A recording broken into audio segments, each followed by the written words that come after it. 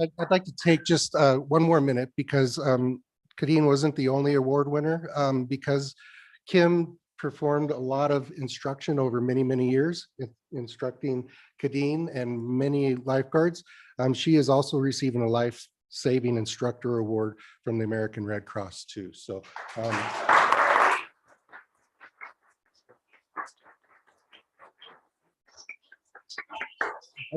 just can't say enough about the staff and the professionalism and the seriousness they take in their job. So both of them, thank you very, very much.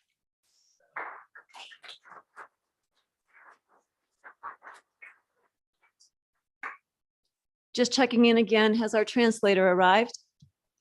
Unfortunately, not quite yet, Mayor, but they are on their way and I'll let you know when they come in. Thank you so much. What we will do is move to public participation. And anyone who's here who wanted to speak during public participation, you can sign up over there on the list. This section of the agenda is set aside for the public to provide comments or ask questions regarding items that are not scheduled for a hearing or public testimony or that do not otherwise appear on this agenda. City Council will not respond to questions from the dais. Citizens should address their comments directly to City Council. As this is a hybrid meeting, the avenues for public participation have been adjusted. All written comments received by the city by noon today have been delivered to council and will be summarized in the meeting minutes. I want to remind you that there are 3 minutes allowed. We will have the timer going. I will try to raise my hand when there's about 20 seconds or 30 seconds left to go, and I'll ask you to wrap up your comments. The first person we have signed up is Brian Blanchard. Brian, would you come up to the microphone over here and state whether or not you're a resident of the city or the county? Brian Blanchard, 627 Louisiana in Bayfield, Colorado. 2 quick things, and then I'll get to what I wanted to speak about, which is pickleball in support of. But quickly, I'm glad I don't have to present artwork because that was amazing. And those could be posters easily. They were cool. And the second is, there was another life-saving event through the aquatics department a few years ago in regards to a pickleball player who was dead and brought back. So that's twice that I've seen that happen at the rec, which is pretty cool. But I wanted to speak quickly about pickleball and the support that the council has given and kind of where we're at with that. And I'm hoping to keep that enthusiasm and that motion going. I know you've selected Schneider as a primary spot. That's fine. We would love either location. But after surveying our club again, which is about 300 strong now, we're getting about 10 to 20 new players per week. And after surveying them, Smith kept coming up again and again because it just made common sense to us as players. And that's due to the fact that at Smith, other than Schneider, there aren't as many issues. There really aren't. And it just seems like this process could go a lot quicker if it was at Smith. And that's due to the security issues that we may have some downtown. We won't have those at Smith Complex. They actually have their own police department up there. The ease of construction compared to Schneider. The cost of construction compared to Schneider. It's 30% less or more to do Smith Complex rather than Schneider. That's a huge amount of money that could go to some other program. This disruption of the possible disruption of the river trail while construction's going on. And I don't think that'll go over well with the community. The bathrooms are in disarray at Schneider. They are in perfect condition at Smith's. The prime real estate that you're going to give up to build pickleball courts at Schneider possibly could be used for something else other than a hardscape, which is pickleball. The noise factor at Schneider could be a problem for the surrounding communities, the hotels, and different entities. I don't think you're going to have that at all at Smith's Complex. The exposure at Smith Complex is way better than Schneider. Due to the fact that it's an out and open environment, which is what we need. We don't need those big, beautiful trees. They create shade, and that's chaos on the court. Parking is gone at Smith Complex, and it's a huge issue at Schneider. And then the covered area that Smith Complex currently has is perfect for us to host large tournaments. We wouldn't have that at Schneider. So there's a lot of things that just appear to us as common sense that it would be much cheaper, much quicker, and actually a better location at Smith Sports Complex. We'll take either one, don't get me wrong, but thank you for your support in whatever you decide to do. Thank you. Excuse me, Mayor, before you call the next person to the podium, we do have our translator in now. Cynthia Wonderful. Garcia, sorry. Yes, I'm here. Okay, I'll add you to the queue. If is there any sort of Well, if you wouldn't mind adding the interpretation feature, because I don't see it in here, and there's an like a little world looking Oh. icon. yeah, I'm gonna add you to that. Perfect. Thank you.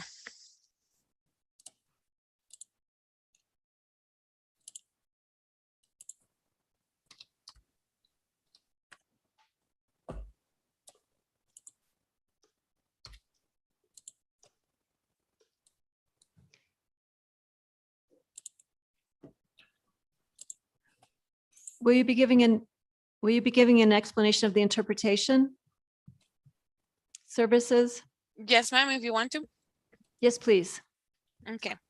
So my name is Cynthia. I am here with the CLC to open a space where we can speak with the language of our hearts. During the interpretation, I will be interpreting to the Spanish language and back to English.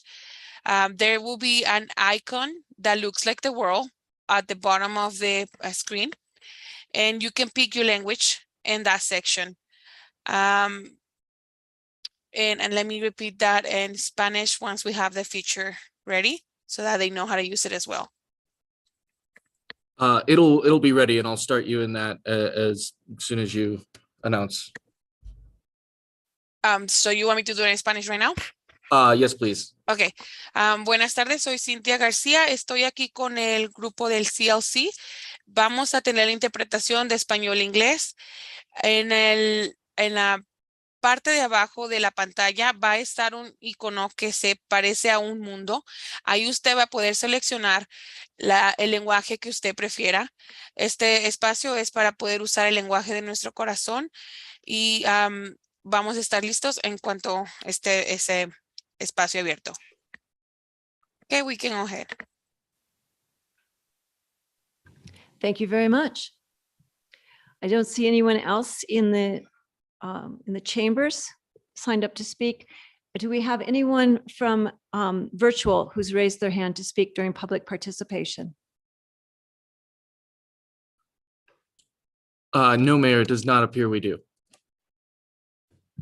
All right, then we will move on into the agenda. The next item is 7.2, city operational updates. The introduction of a new employee. Scott Shine, you coming up to do that? Thank you, Madam Mayor, members of the council. This one will be quick because unfortunately Chris was not able to make it tonight. We'll try and get him here so you can put a face with his name in the future, but overall, he's been a great addition to the team. He's in a tough position being our land use and building inspector and sort of our code enforcement officer. But he's really hit the ground running. He's building great relationships with property owners, with business owners, and he's got a great attitude about his role and being a part of the team. So I look forward to introducing you to him in the future. Very good, thank you. And then Tom Sluice, you're going to come up and talk about boards and commissions and the administration update.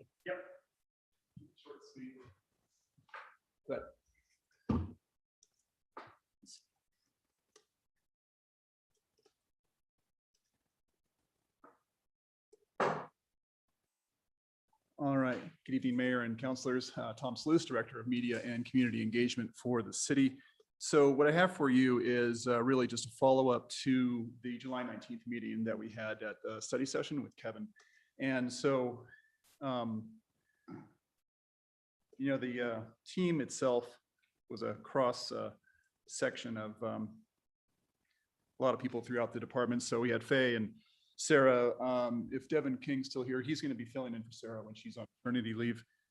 Dirk, of course, is part of this effort, as well as Turi, and Scott will be replacing Kevin in this effort, and then myself and Cynthia. And a quick shout out to Jared for some consultation on Friday. We appreciate the help on that. So again, the background on this was both council and staff agree that there's some greater efficiency within the boards and commissions that can be achieved. And I think everybody recognizes that there's a substantial amount of resources that are being committed right now to the group in terms of just their operation from both a time perspective as well as a staff perspective and the administrative time spent on that.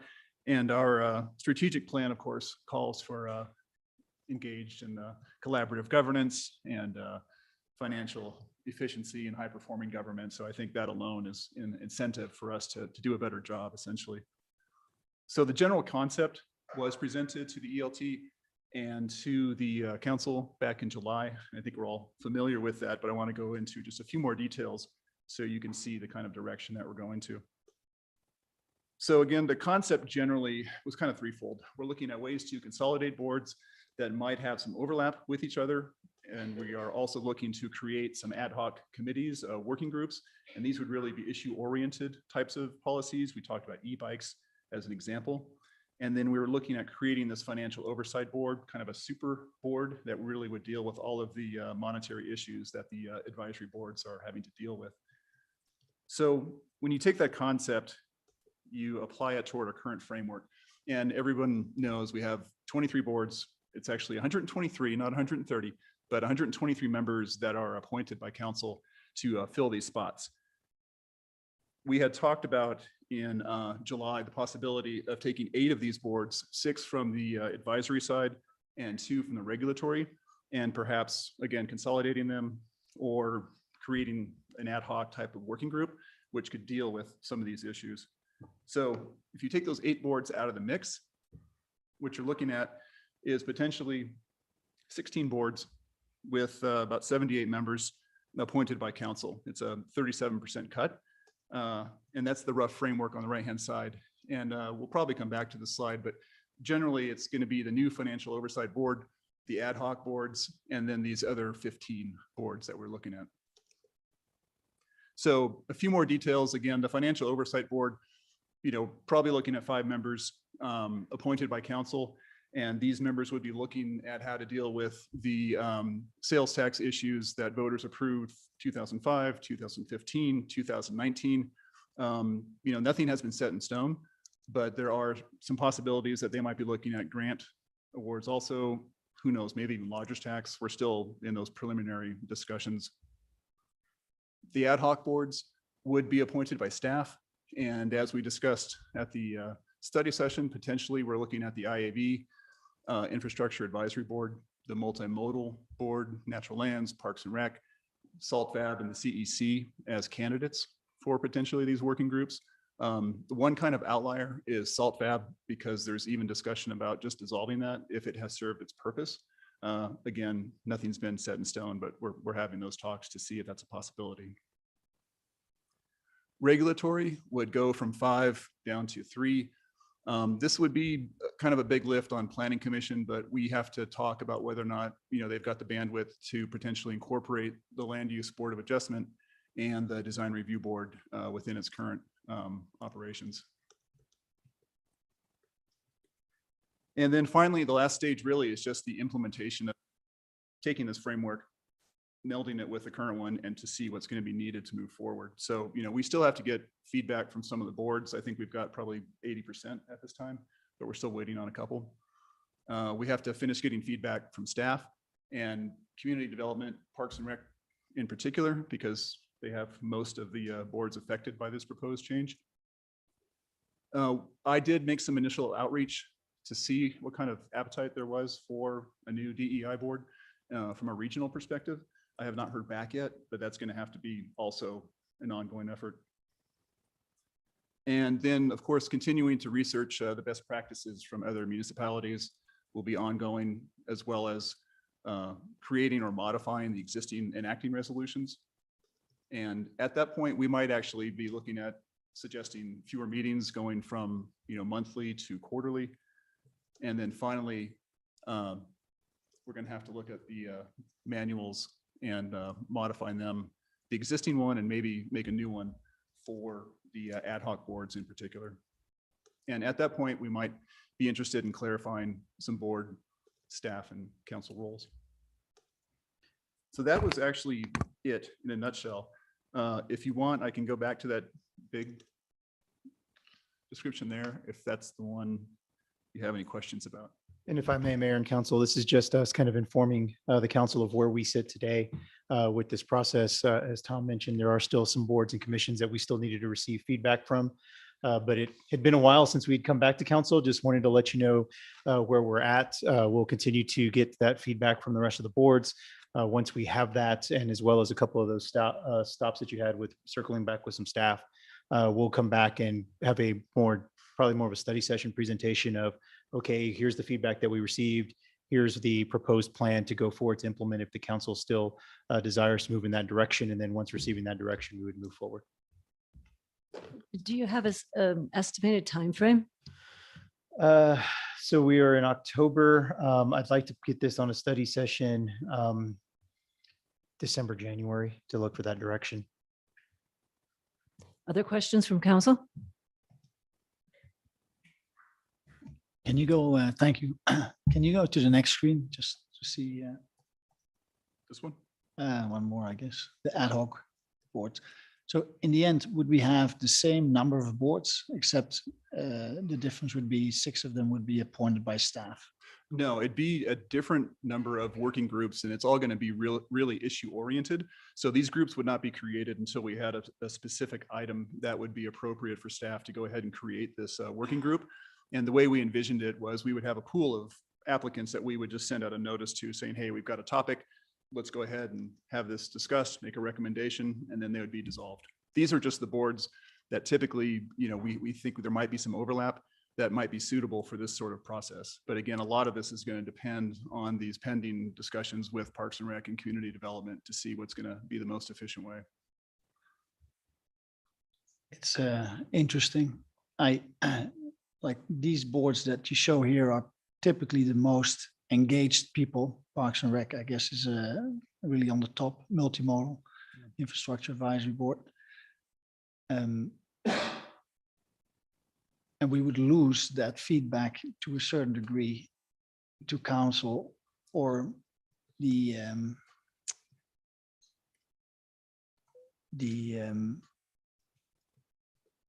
objective appointments, I guess. I shouldn't say objective, but and what is the purpose? I'm just trying to grasp, because the feedback from these boards is so valuable because a lot of times the council follows the recommendation of these advisory boards. So I'll have to think about that. Yes, I think it's staff highly values the input from these boards. I think one of the things we're going to have to address is the report mechanism from these ad hoc boards back to council in terms of what's going to be the most appropriate format. But I don't think there's any design by staff to try and minimize these efforts, because I think they're highly valued by staff. Yeah, I'm just thinking out loud, but the council would lose a direct connection to the community if they are not either appointing them based on interviews, nor having them involved in all the topics related to the whatever Parks and Rec in this case, as an example. Well, So I think we lose a very valuable direct line of communication. Yeah, I think that is a risk. and that might be a point of discussion in December, January, which is, even though these are appointed by staff, what's the will of council in terms of representation and what's going to work best for council too. It could also be the other way around. I'm sorry, I don't want to take up all the time, but it could be the other way around, where the council appoints the members to these boards, but steps back as a liaison and has staff be the liaison and then report back together with the chair of that board. But I'm just thinking out loud. I think that's part, I hear what you're saying for sure, because I think that there is a lot of great information that we get from people that volunteer their time to serve on these boards, but I feel like that's part of what we're trying to get away from is staff time and the amount of staff time that is taking and is being sucked in by these boards and commissions. That was one of the main concerns why we are kind of going this route. And so I like, like seeing the comparisons of like communities and the despair of amount of boards that we have compared to not even just double, like triple, quadruple, some more than that. We have to get creative and figure out a way. And we'll have the main, if you go back a slide, a main board that oversees and gives us go forward one, gives us recommendations on all of these things like Parks and Rec and natural lands. And, I'm envisioning, salt fat, like there's a bunch of boards that do this. And so consolidating that, I feel like could be super beneficial. And so I like where you're going. I think definitely lots of discussion and making sure we don't lose some of the great ideas and energy that our community has put in for sure. But I think it'll be great to streamline things and control them a little bit better. Other counselors, thoughts? Hoping that if we were to move in this direction, one of the things that I do also really value from the advisory boards is their recommendations on prioritization of projects. So I don't know if we would have that transferred to this financial oversight board. Yeah, and I was wondering about that too, because in terms of the actual setup of the ad hoc boards, I think it's going to be really dependent on the department to make that priority call based on council input, I think, and just say like, what is the priority right now in order to make sure when they're putting out that request for people to join these working groups, it does reflect the current priorities of council as well as staff. When you're talking about the priorities, like take Parks and Rec, for example, when they do the master plan, don't we do that? Like rank projects in order of priority? Well, they do it as well. We do to it too, but they go through like on Parks and Rec. When I was on Parks and Rec, we would rank it 1 through 40 projects. And so it helps determine the like 5-year where projects are going to land. Is it different often than the master plan ranking? I think, yeah, they do it every year. So Okay. the master plan ranking, I think it is different. And I'm sure, I haven't served on the multimodal board, but I would imagine that, I don't know what their process is, but I see the outcome of their recommendations. So I guess they have some similar type of projects. So anyway, just that was something from at least the Parks and Rec that I found it's just helpful to get that information. Sure. I just want to, first of all, thank you. And thank you for the cross-functional team for working. I was really struck when one of our directors, a new employee, said that they spend 25% of their time preparing for these monthly meetings. So that's, 1 week of work for a month, preparing for the involvement of this. And so it's the balance of how to get community involvement and engagement and perspective. We do want that. And I see a potential of how you're addressing that, but we also need to be, in my mind, judicious with our staff time.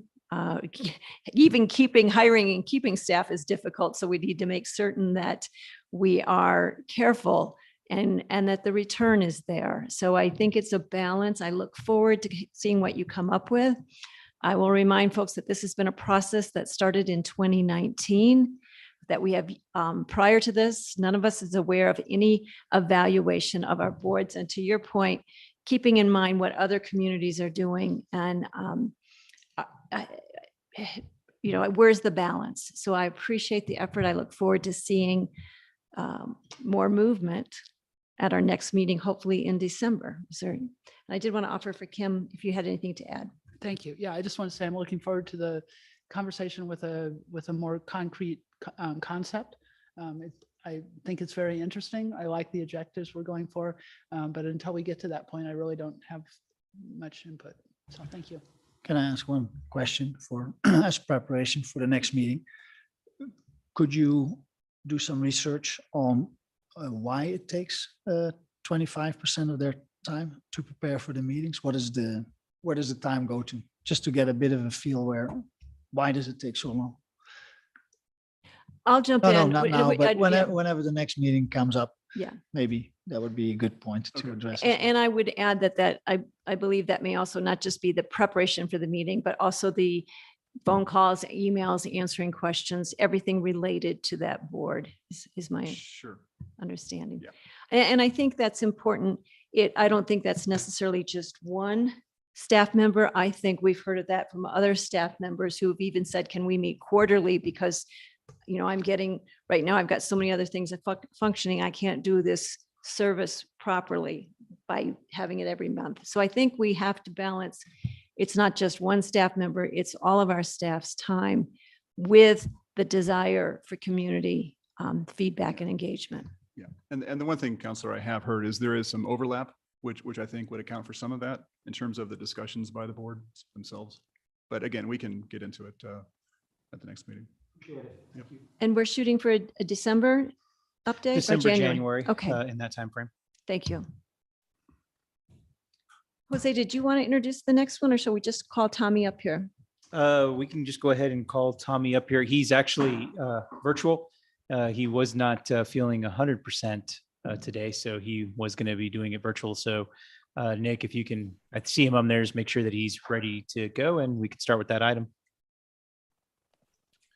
Yes, good evening, Madam Mayor and Council. Yeah, I apologize for not being there in person. I was back at home in Minnesota, seeing my niece and nephew, and unfortunately caught a little something from them and brought it home with me. I will try to speak as clearly as possible, but I'm excited this evening to share with you a project that our community development team has been working on. It's the National League of Cities City Inclusive Entrepreneurship Program.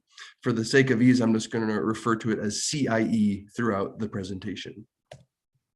So to provide a little bit of background on what CIE is, so it's a program that was born out of the National League of Cities that has a light touch workshop element to it that is focused on creating policies, programs, and practices that drive inclusive entrepreneurship-led economic growth.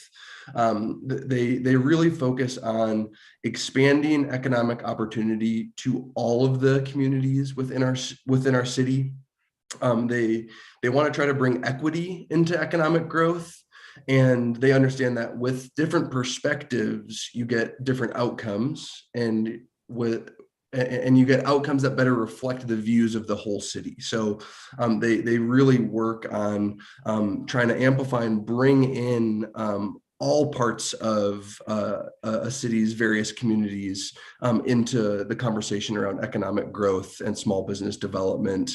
And I'm bringing this to council tonight as I thanks to City Manager Madrigal for signing a letter of commitment on behalf of the city of Durango to participate in this program. But I am bringing this to City Council as the program really encourages support and engagement from city leadership to really amplify the work being done with communities that historically have not been included in the larger conversations around economic opportunity and growth. So I appreciate you all being available to listen tonight.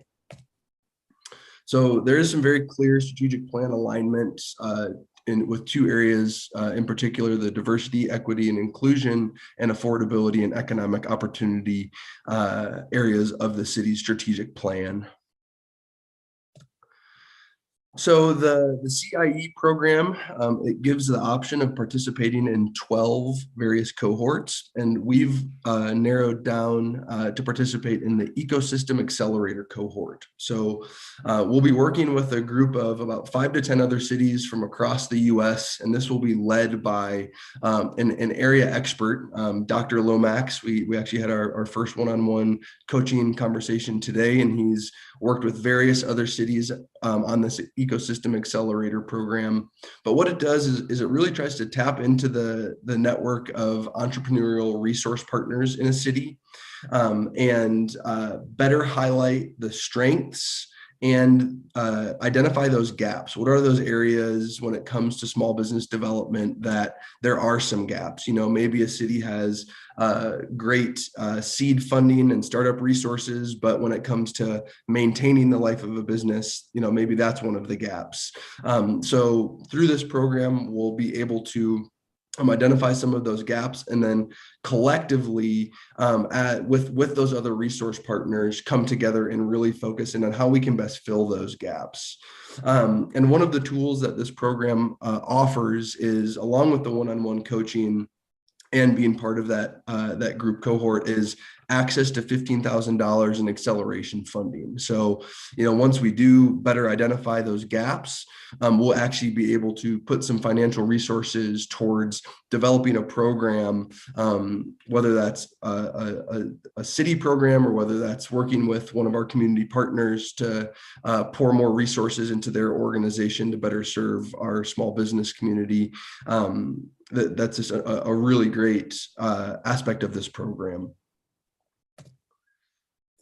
So the program has kind of a hub and spoke. The Ecosystem Accelerator program has a hub and spoke model, and the goal is to try to identify one organization that can act as the hub for a project, and then what are those spoke organizations. And so I've been working closely with the La Plata Food Equity Coalition over the past year, and this past winter, the Food Equity Coalition interviewed 10 small business owners, specifically with an emphasis on immigrant and BIPOC owned businesses in the realm of food entrepreneurship, and then 10 business assistance organizations to try to identify what are the priorities and what can we start to identify as some of those gaps, those needs, those wants from our food business community.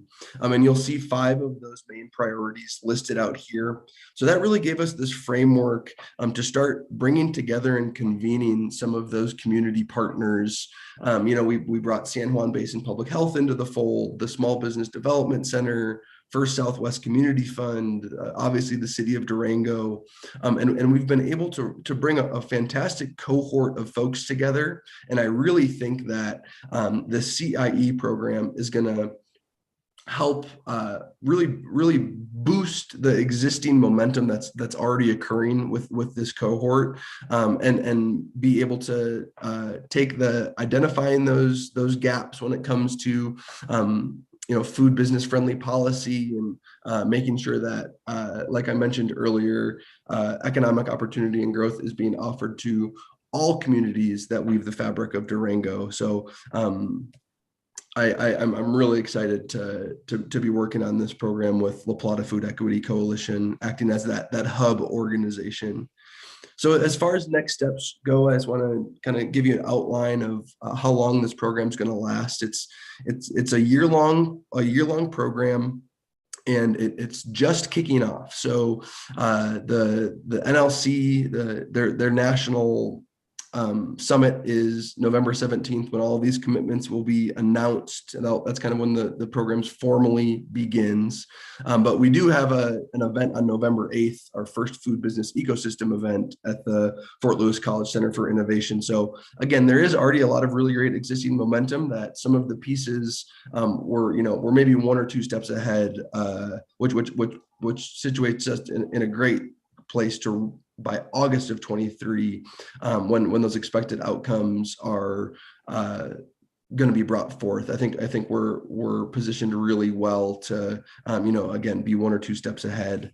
That grant deadline that I mentioned is mid-February, and then we do have ongoing quarterly calls with that 5 to 10 cohort members of the cohort of the Ecosystem Accelerator program. And then those one-on-one advising calls, we'll have 5 of those throughout the year. But again, I appreciate you letting me take the time to update you on this program. I'll as I mentioned, part of the program is to really encourage support and engagement from city leadership to amplify this work, and making sure that, again, those communities that have been historically discluded from some of those conversations around economic opportunity and growth really are prioritized.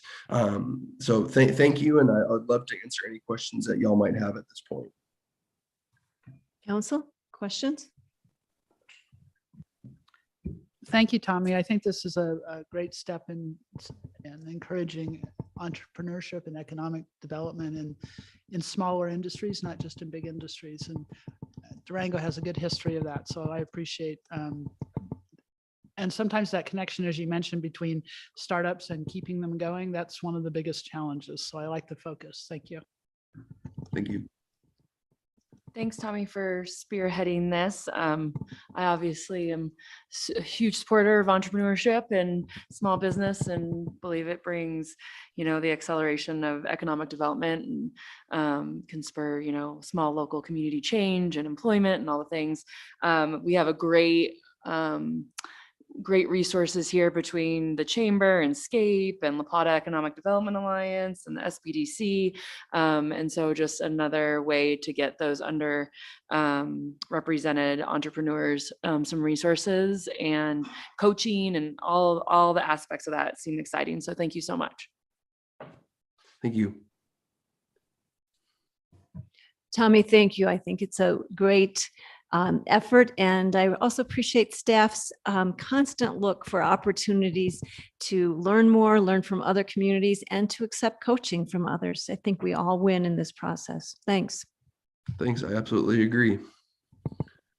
Okay, next on the agenda, we have 7.3.4, a Sustainability Division operational update. Jose, did you want to provide any introduction of the fact that sustainability is now in your Absolutely. Definitely introducing Marty, which we all know is our sustainability manager, but that he's also now our newest member. So I think he actually moved in this week. Just today was the day. Yeah. So welcome, and looking forward to getting your presentation. Yeah. Thanks very much. Yeah, don't look in my office right now. It's still boxes and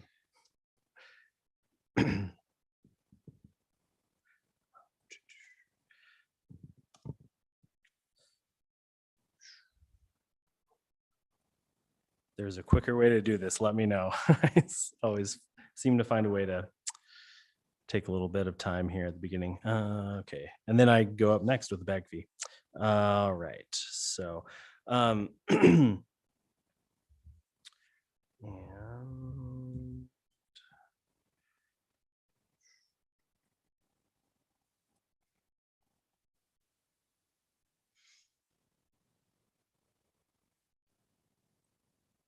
great. All right. Thank you very much for having me tonight.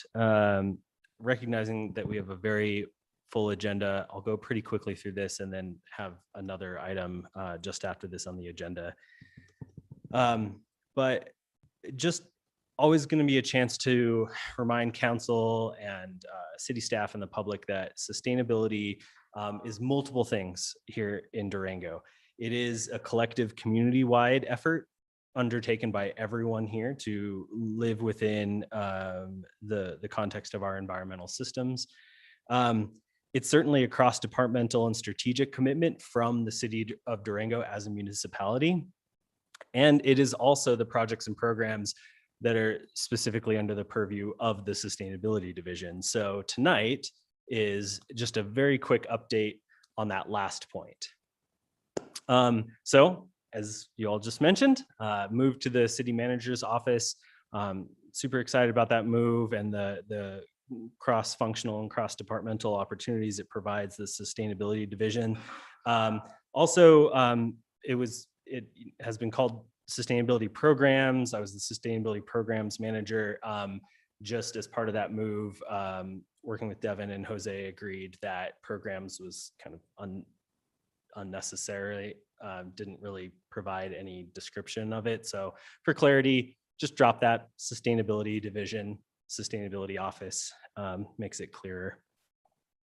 And no impact for the budget there. It's just a organizational move, not just, but fiscally speaking.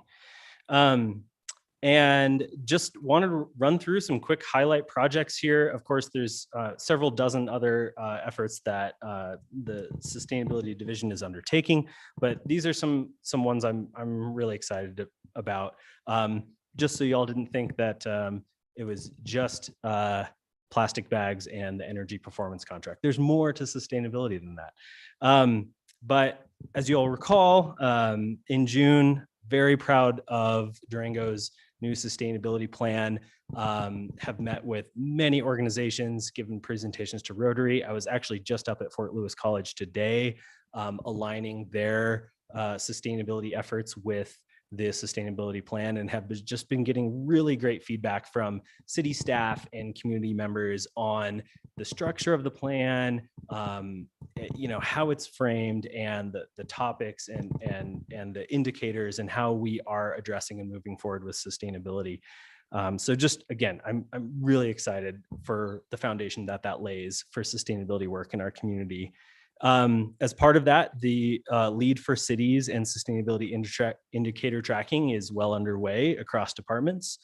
A couple weeks back, had a successful household hazardous waste collection event. I saw Councilor Baxter there in line. Hopefully didn't have to wait too long, right? Yeah. So over 500, well over 500 users of that event, went very smoothly. An amazing partnership with La Plata County. Leslie and all of the staff from the county are just, it was great to work with them, and just a great example of that, joint funding for that program. We have the new EV charging stations project is well underway. So went through the bidding process, a contractor has been selected, and we are ready to hit the ground on that effort. So yeah, really excited about that. Table to Farm compost program expansion, the market study and big marketing push that the city and Table to Farm have undertaken in the last month. They are up 250 new subscribers as part of that effort. So a pretty major bump, and just a lot of great feedback. And we will get a lot of great user data around the what's going well, but also challenges to adopting composting as a something that folks are doing at their home. The Green Durango grants were awarded, and those projects are underway. Fire mitigation, energy smart, home energy efficiency efforts, river and beaver ecosystem and restoration work, and some reusable container things. So just really cool incubator program for some really great community-wide efforts around sustainability. Working with the Four Corners Office of Resource Efficiency, 4Corps, on the Green Business Certification pilot. So that is underway, and 4Corps will actually be giving a presentation at the next Green Business Roundtable on that. That is second Wednesday in November. The energy performance contract, I don't know if you've heard of it, but that's underway. All right. That will come up and be on the agenda at the next council meeting. And then my next topic, actually, today's meeting is regarding the statewide bag fee and ban implementation. And then just a couple grants and funding to highlight and pat ourselves on the back for, working with a very much collaborative and multi organizational effort. The city was part of a Colorado Parks and Wildlife grant. This is over $200,000 coming into our community, $60,000 of which is going straight to trash and recycling to get more bear-proof containers. So a great award there from CPW. The library EV stations that I mentioned received $18,000 from the Colorado Energy Office through their Charge Ahead EV grant program. And CDPHE, we were once again awarded the RREO program funding for the fact that we provide that free glass drop off. So that is supported by for in part by that funding stream. So that's an important thing that we apply for and we're awarded. So just want to celebrate those wins. And yeah, any questions and welcome to answer. Otherwise, move on to the next topic. Council? Thank you so much. Yeah, welcome to the city manager's office. Thank you. Nice and close. Can you, how many, the Green Durango grants, how much money do we get in those? Yeah, so right now that's $25,000 and it is set at $5,000 maximum award. Okay. So it was 6 awardees this year. So a few received less than and applied for less than that maximum amount. And just thank you. Appreciate that. And we'll have that again next year. Yep, it's budgeted for 2023. Yep. Okay, great. And I was wondering if you could just take a minute or two to just touch on the email communication we had regarding fast charging stations. I thought that was helpful because we're getting charging stations at the library now, which is great. But we talked about the fastest charger stations, correct? At level 3. And you provided some, I think, very helpful information in your research that you gathered that was information. It was helpful for me to understand because I had been approached several times by community members really saying, you know, why can't we get those here and get that on the map for Durango? Yeah. So if you could just touch on that briefly. Yeah, happy to. There's a lot there, but I will try and give the high level snapshot. So level 2 stations are a majority of what we're seeing in our community. Those can charge. They provide additional range for every hour that you're plugged in the 30 to 40 miles range. So plug your car in for an hour. After an hour, you have 40 additional miles that your vehicle can go. So a fast charger, a level 3 DC direct current fast charger, gives anywhere from 150 to 200 miles per hour that it's plugged in. So general rule of thumb, folks say, 4 to 6 hours plugged in, you fill up your car on a level 2. 1 to 2 hours or even less plugged in, you fill up your car on a level 3. Then the question becomes, so the stations are proprietary. They're different business models for how EV stations are being deployed within a community, and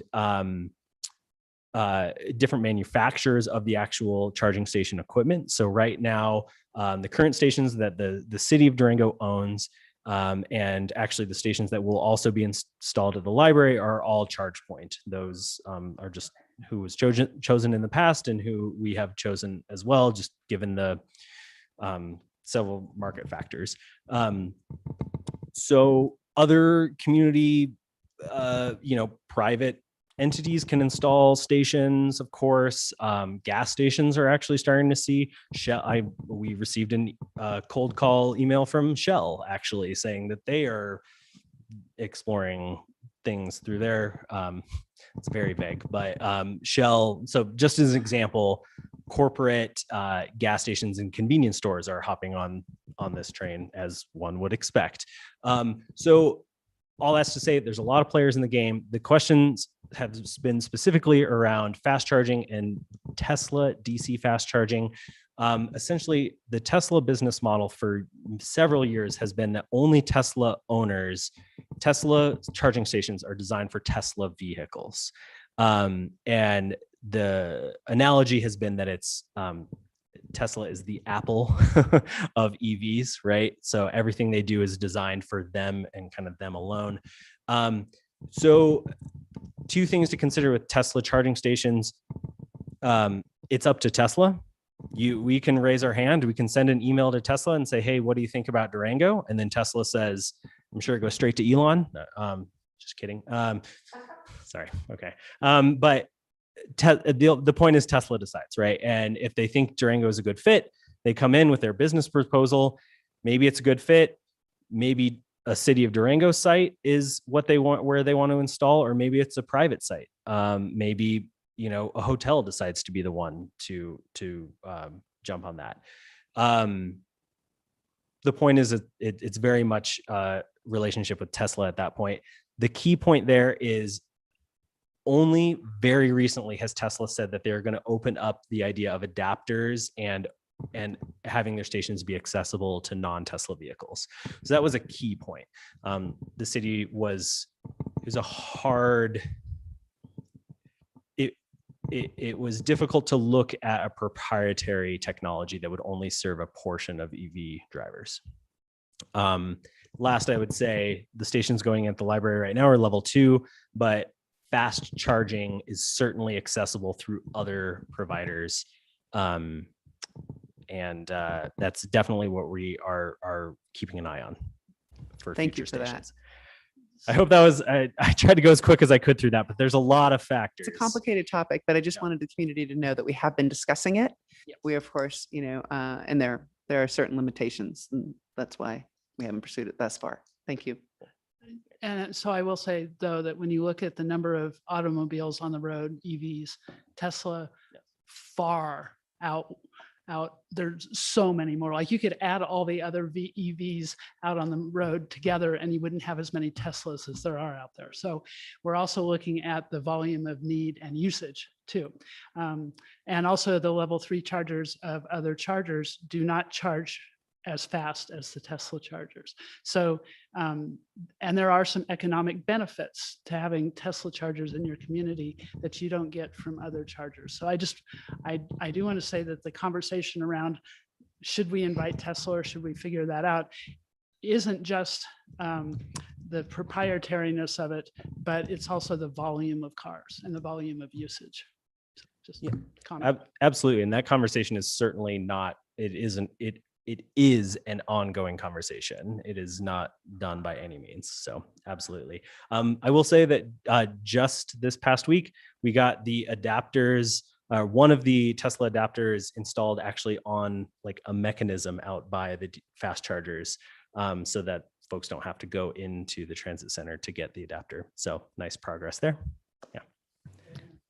Marty, thank you. I think we're going to go on to plastic bags, but while you're pulling that up, I did just want to acknowledge to the city manager, I wanted to say I appreciate you moving sustainability division into your office, because I think one, it elevates the effort when you're closely tied to the city manager and the strategy effort that we're looking at that.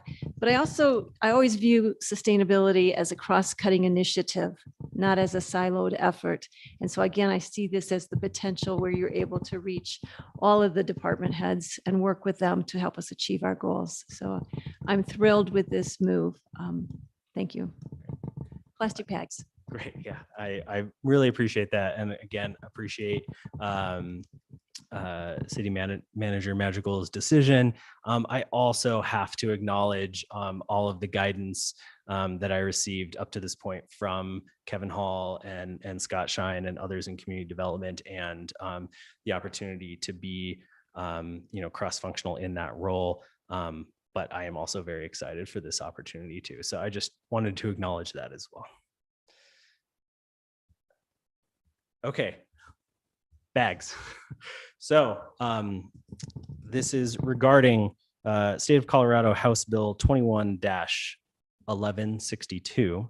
So this is a bag fee, bag ban, and polystyrene, aka styrofoam ban, all wrapped into one piece of legislation. So here's a basic synopsis. Starting January 2023, certain retail stores identified under the law will be required to charge a 10-cent fee for every single-use carry-out paper or plastic bag.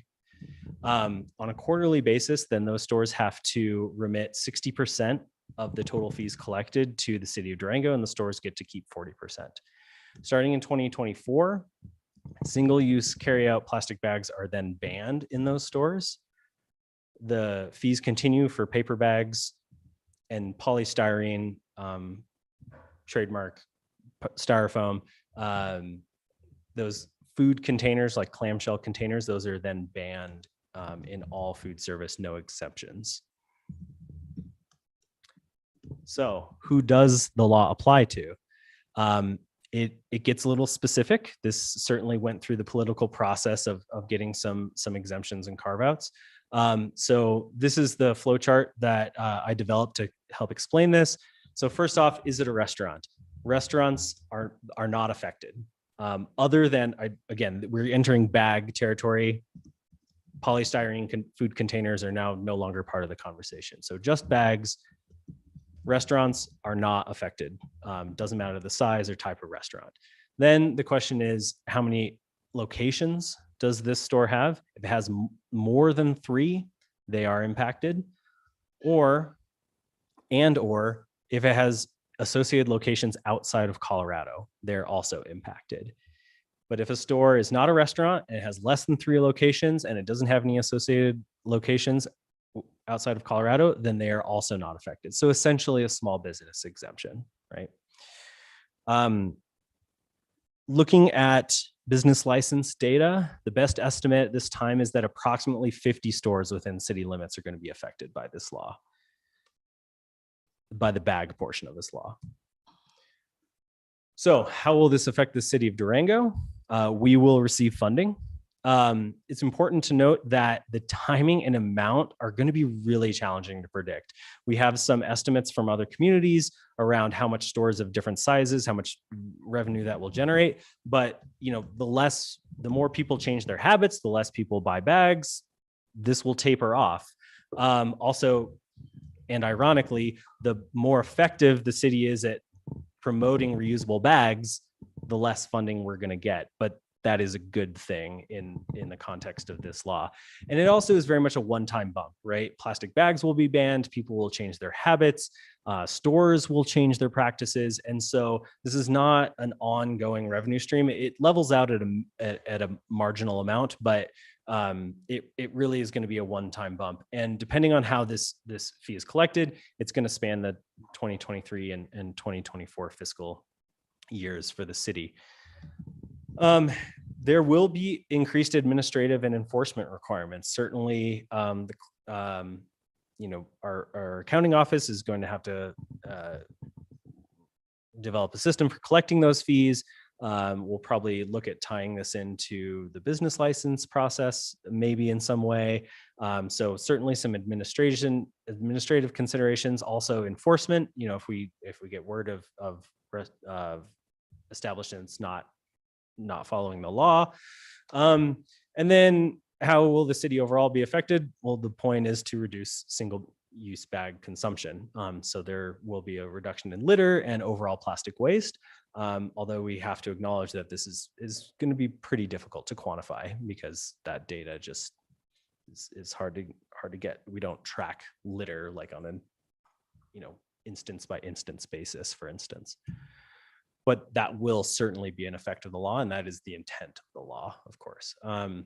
So how will the city of Durango respond? The Sustainability Office will, along with others, will be providing proactive outreach to the business community. We have anywhere from about 5,000 to 1,000 reusable bags actually already on hand from previous waste reduction efforts. So get those out into the community, get people celebrating the fact that they can avoid this fee by using their own reusable bags. It's very easy to not pay this. Use your own bag. But it is a financial impact to folks, and the lower income consumers are going to be proportionally hit harder with this fee, right? So how do we get bags into the hands of people that would potentially be hit the hardest by this fee financially? Or relatively financially speaking. And we may or may not have to draw on funding to provide those bags preemptively and then kind of refill the coffers, so to speak, with the bag fee. And then this is the last piece of this review. A local ordinance could be enacted. The law allows for that, but it would only be reasonable if it's justified by added benefits to businesses, customers, the city of Durango, and our collective environmental and sustainability goals. So looking at the benefits of an ordinance through all of those lenses. So here are the categories of what a local ordinance could address were a local ordinance proposed and adopted. So one would be how business exemptions are handled. So potentially, if the ordinance is of course only allowed to be more restrictive than the law, but it could be who it applies to. But most likely, and the most straightforward route would be how the exemptions are applied. Is it automatic as it exists, or would businesses have to request an exemption? Or would there be no exemptions allowed? Some communities are pushing for that. The city would also be allowed, if they so choose, to set a higher fee amount. We could also clarify the remittance timeline. There's a little ambiguity in the laws that exist right now around when businesses have to pay. Clarify, and this would certainly be a benefit to businesses, clarify that the fee is in fact exempt from local sales tax. The law says that the fee is exempt from sales tax, but there are multiple sales taxes. So just an ordinance could help clarify any ambiguity around that.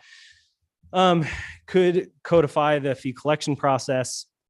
And also, if we choose, it could standardize the sign language. The law requires that stores that are posting this fee post a sign. We could require what exactly that sign says. After some initial review with city staff, community members, the business community, and representatives of the business community, it seemed like that first choice and that last choice would be challenging for multiple reasons, to the point where they seem to not be justifiable to move forward at this time. So the remaining on the table, there's not really, don't have anything put together right now for council's consideration.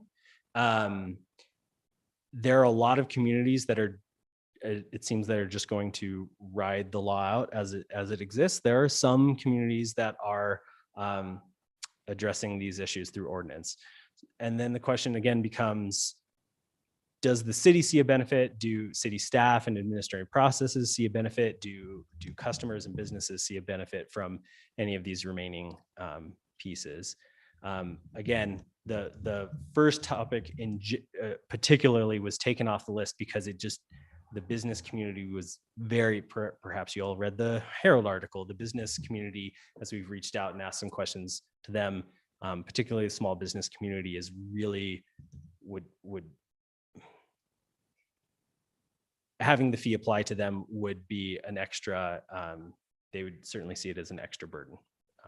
So that is the context there. Happy to answer any questions. Again, no action at this time, and nothing is currently being crafted to bring forward unless council would direct otherwise. Questions of council? From council? I'll start. Thank you for the update. It's always interesting. I think we have so much plastic pollution, so I think it's a really good thing to go that route. And a lot of the Western countries have done so. Just a couple of questions. What is the ballpark revenue that you mentioned on these fees compared to will it even cover the city's administrative and enforcement fees anticipated? And that obviously doesn't include the company's extra costs. Yeah. So the best estimates are a large retailer, large grocer, large retailer. The fee would generate anywhere from about $5,000 to $10,000 a year. And that is, from my understanding, that the numbers I'm getting there from other communities, that is the actual 10-cent value. The city only sees 60% of that. So yeah, so we're talking $3,000 to $6,000 per large store.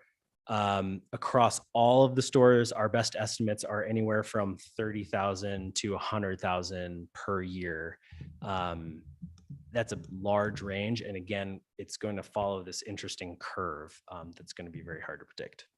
I can see that businesses are not happy with going through the whole fee administration and collection and et cetera process.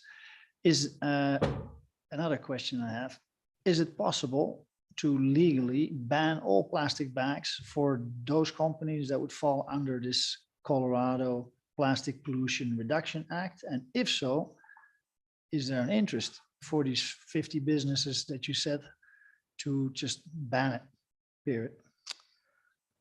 Yeah, so that would be allowable.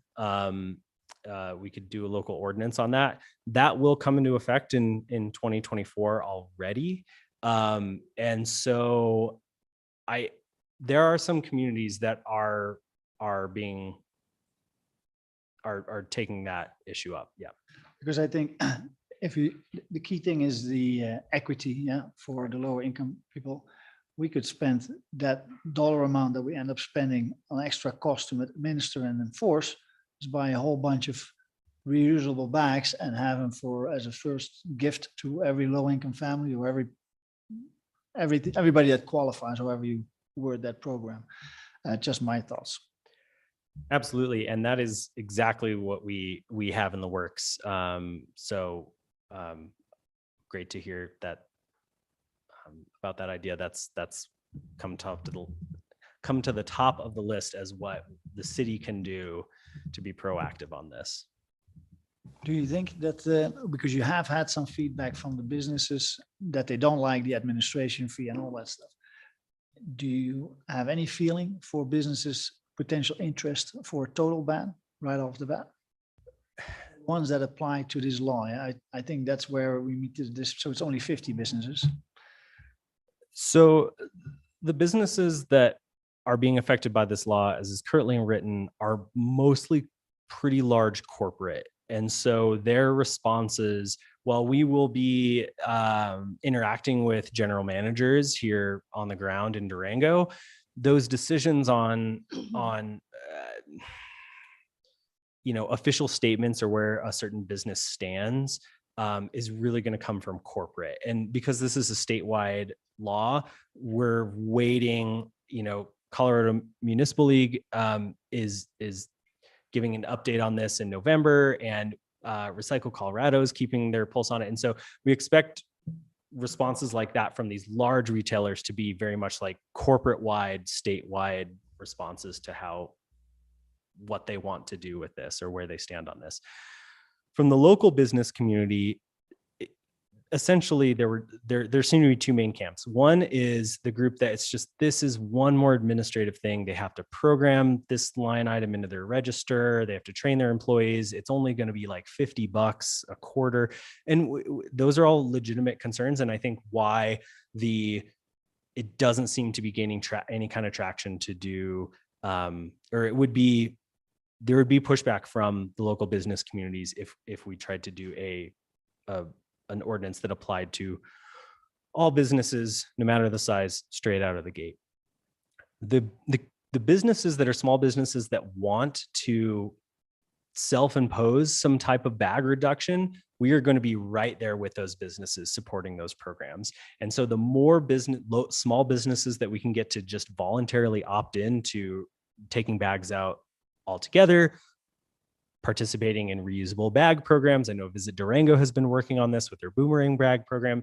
They could self-impose limitations, and I think that proactive opt-in approach is going to be really palatable and hopefully gain a lot of traction among our local business community. If I could just add to that, I attended the chamber board meeting this morning and they did talk directly about it. So just to support what you're suggesting, Marty, and what you're saying, we all read the article on the Herald, but they reiterated it for me today, knowing that we were talking about it, and kind of said, again, from the business perspective, that the chamber board does not recommend or support adding another layer of complexity at the local level for this year. They recommend, like you said, letting businesses opt in if they want to, but leave it as it is. They think it's easier for businesses this way, and they made that pretty clear today. So just to let you know that there's our, a pretty good representation of our businesses. Yeah, that's what you're responding to is the extra work for the administration fee collection.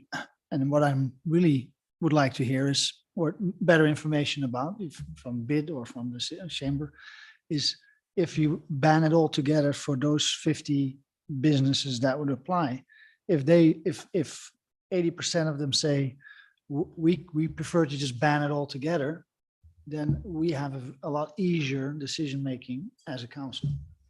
Yeah, I hear what you said, but I'm just giving you what their opinion is at this point, which is leave it as is. And they also really like that map that this map, very helpful. They thought it made it very clear as to who's responsible in this program. And they were kind of circulating that. So anyway, that was just their input that I wanted to share since you asked. Does this go into effect January 1? It does. But we don't have a lot of time. Well, no, but I'm working on legal, working with Dirk to see if a local ordinance could be passed midstream, so to speak. That is also a little ambiguous in the way the law is written. The last piece here that is just an added layer of complexity is if we're maintaining the small business exemption, then the conversation circles back to, well, do our community members or this council is there a desire to move forward with heavier regulations on these 50 stores that are impacted? Because we're talking large chains here. We could raise the fee. We could really, that would be the main consideration at this point, either completely banning plastic, to Councillor Bosman's point, or raising the fee on these stores. Then again, the question is that ready? Are we ready for that? Council thoughts on that? Potential pushback. I'm going to support staying with, the legislation as passed, making it easy for businesses to understand it. And I think that's going to be our primary role, is making it as simple as possible. Most of these businesses that are affected by it have dealt with this in other municipalities or and they're prepared. This isn't going to be any newsflash. And if they wanted to, they could not supply plastic bags starting January 1 if they wanted to. 2024. Right. But tomorrow they I could see what you're saying. Yes. Yep. They could choose to not have it if they wanted to. So for us to come out and make it more strict, I feel like that's not I would rather us focus on making sure we're communicating with businesses that are going to be affected, making it clear, making it easy to file, like you said, streamline. I have to go on and file for my business license every year. Do it as part of that, making all of that streamlined, and then the outreach for the low income families and residents to have access to reusable bags as much as possible, partnering with, if that's maybe CRC helps with that, transit, whatever organizations you can think of that would help that outreach. That's where I would like to see our staff focus on, and not making more strict policies right now. Maybe after a year, once we see how this goes, we can reassess, but that's my 2 cents. It's my understanding that the plastic bag ban would take effect in 2024. Right. That's correct. So it's only 1 year that we're not banning plastic bags. That's correct. Okay. So I'm fine with the switch. I think it's kind of silly actually that they put this intermediate space in, but I also understand why, because it's a transition period, but it's also wreaking havoc on communities and businesses. So it kind of would have been better if the state had just said, forget about it, but they didn't. And so we'll just keep it consistent with what's going on, is kind of where I'm coming from. Marty, thank you. I have 2 questions. Back when the citizens group came to us in a previous council, couple of things. We looked into it. I looked into the research, and actually the carbon footprint, we're not talking plastic in the oceans, but the carbon footprint of those recyclable bags is not pretty. In fact, we can talk about cotton and we can talk about the plastic, but I loved the community effort where people were taking t-shirts and turning them into bags. And so I want to acknowledge that just giving a recyclable bag, you're not necessarily helping the environment. But that effort, you're actually recycling something that would end up possibly in a landfill. So I wondered if there's an outreach to that group. I remember them making thousands of them. And so that's one. I also actually would prefer to just go the route and be done with it. But I recognize that your comment about the chamber and their preference, I have to take that into consideration. And so I don't want to make anything harder, but I also don't want to contribute overall to a larger carbon footprint by supplying something that people may or may not want or need. I had one more point too. So the paper bag fee is going to continue in perpetuity, essentially. So we're going to have this reporting system anyway of charging a 10-cent fee for a bag and remitting it back to the community. So in some way, this is like learning how to make that happen because we're going to have to do it anyway long-term. Yes, that's correct. And those bags, the law requires that paper bags be 100% post-consumer recycled product. And also, I agree with your point. Mayor Noseworthy about, purchasing a reusable bag, certainly looking for the lowest environmental footprint and doing this consideration on a life cycle costing framework. This is, there's a lot of complexity to something that is seeming so simple. So, yeah. And I would just add one more comment, which is, this is an instance where we talk a lot about local control, Colorado Municipal League, but this is an instance where the state has stepped in the name of public good for sustainability efforts. And I think it has been a move in the right direction.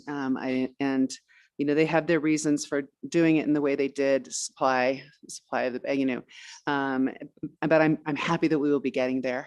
And then there's still the issue that the paper bags also have some pretty bad effects on the communities as well. And we may at some point, the possibility of really trying to change behavior there is an issue that we may want to address at some point. Thanks. So I think there's consensus about not making a more stringent pattern. If you can go up to that listing of the ordinance, I just want to make certain. Oh. So I haven't heard any support for a higher fee. I recognize that there may be some things that you still need. We haven't discussed the others, but maybe you can, when you come back to us with some recommendations. Yes. So staff will come back. Essentially, at this point, only if these administrative pieces really require an ordinance. Yeah. One, thank you for the education and the work in this effort. Great. Thanks so much.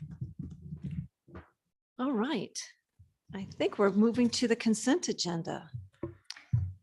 Okay, the consent agenda is intended to allow the city council by a single motion to approve matters that are considered routine or non-controversial. There will be no separate discussion of these items unless a council member requests an item be removed from the consent agenda and considered separately. Items removed from the consent agenda will be considered under agenda item 9. May we have a reading of the consent agenda, please? The first item is approval of minutes of the city council special meeting on September 29th, 2022. Sorry, I'm on the wrong page here. Item 8.2 is approval of minutes of the city council study session of October 4th, 2022. 8.3 is approval of minutes of the city council regular meeting on October 4th, 2022. 8.4 is discussion and possible action concerning a resolution authorizing an appropriation for the community project funding congressionally direct spending grant that will close August 30th, 2030. And 8.5 is discussion and possible action concerning a letter of support for the Department of Local Affairs, House Bill 21-1271, planning grant application fiscal year 2022. Thank you. Does any counselor wish to have an item removed from the consent agenda? Yeah, I do. I think I'd like to remove 8.4, discussion and possible action concerning a resolution authorizing an appropriation for the community project funding congressional directed spending grant that will close August 30th, 2030. Great. Any other items? Do we have a motion on the consent agenda minus item 8.4? So moved. Second. Is there any discussion on the consent agenda? Let's have this vote. Counselor Bosman's, Yes. Counselor Buell, Yes. Counselor Baxter, Yes. Mayor Pro Tem Youssef. Yes. And Mayor Noseworthy. Yes. Okay, Counselor Baxter, item 8.4. What? Well, two reasons why I removed this, actually. It's part of a project that we've been working on for several months to create affordable housing in the community. And I wanted to recognize that it's moving forward. And I also wanted to give Eva Henson, our Housing Division Manager, an opportunity to let us know what else still needs to be done, what kind of challenges there are. And one other question that I had too was, what if TWG, the developer, can't secure the final funding or complete closure of purchase of the property? What happens to the $3 million? Come on up.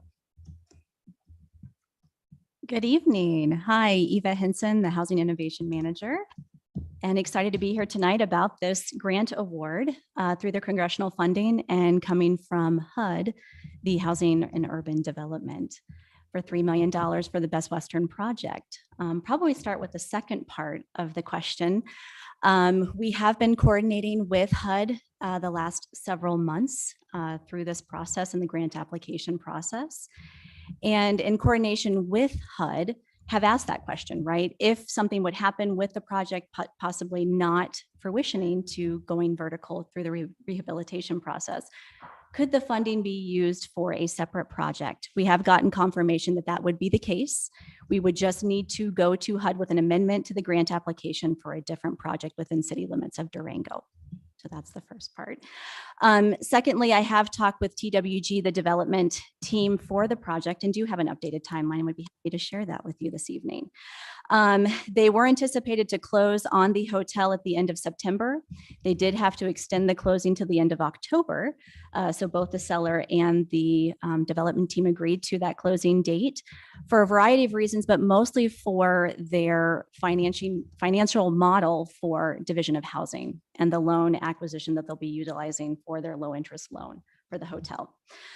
So that's the first part. The Division of Housing loan has been approved. They are working through their draft loan documents right now in coordination with that closing date anticipated for the end of October.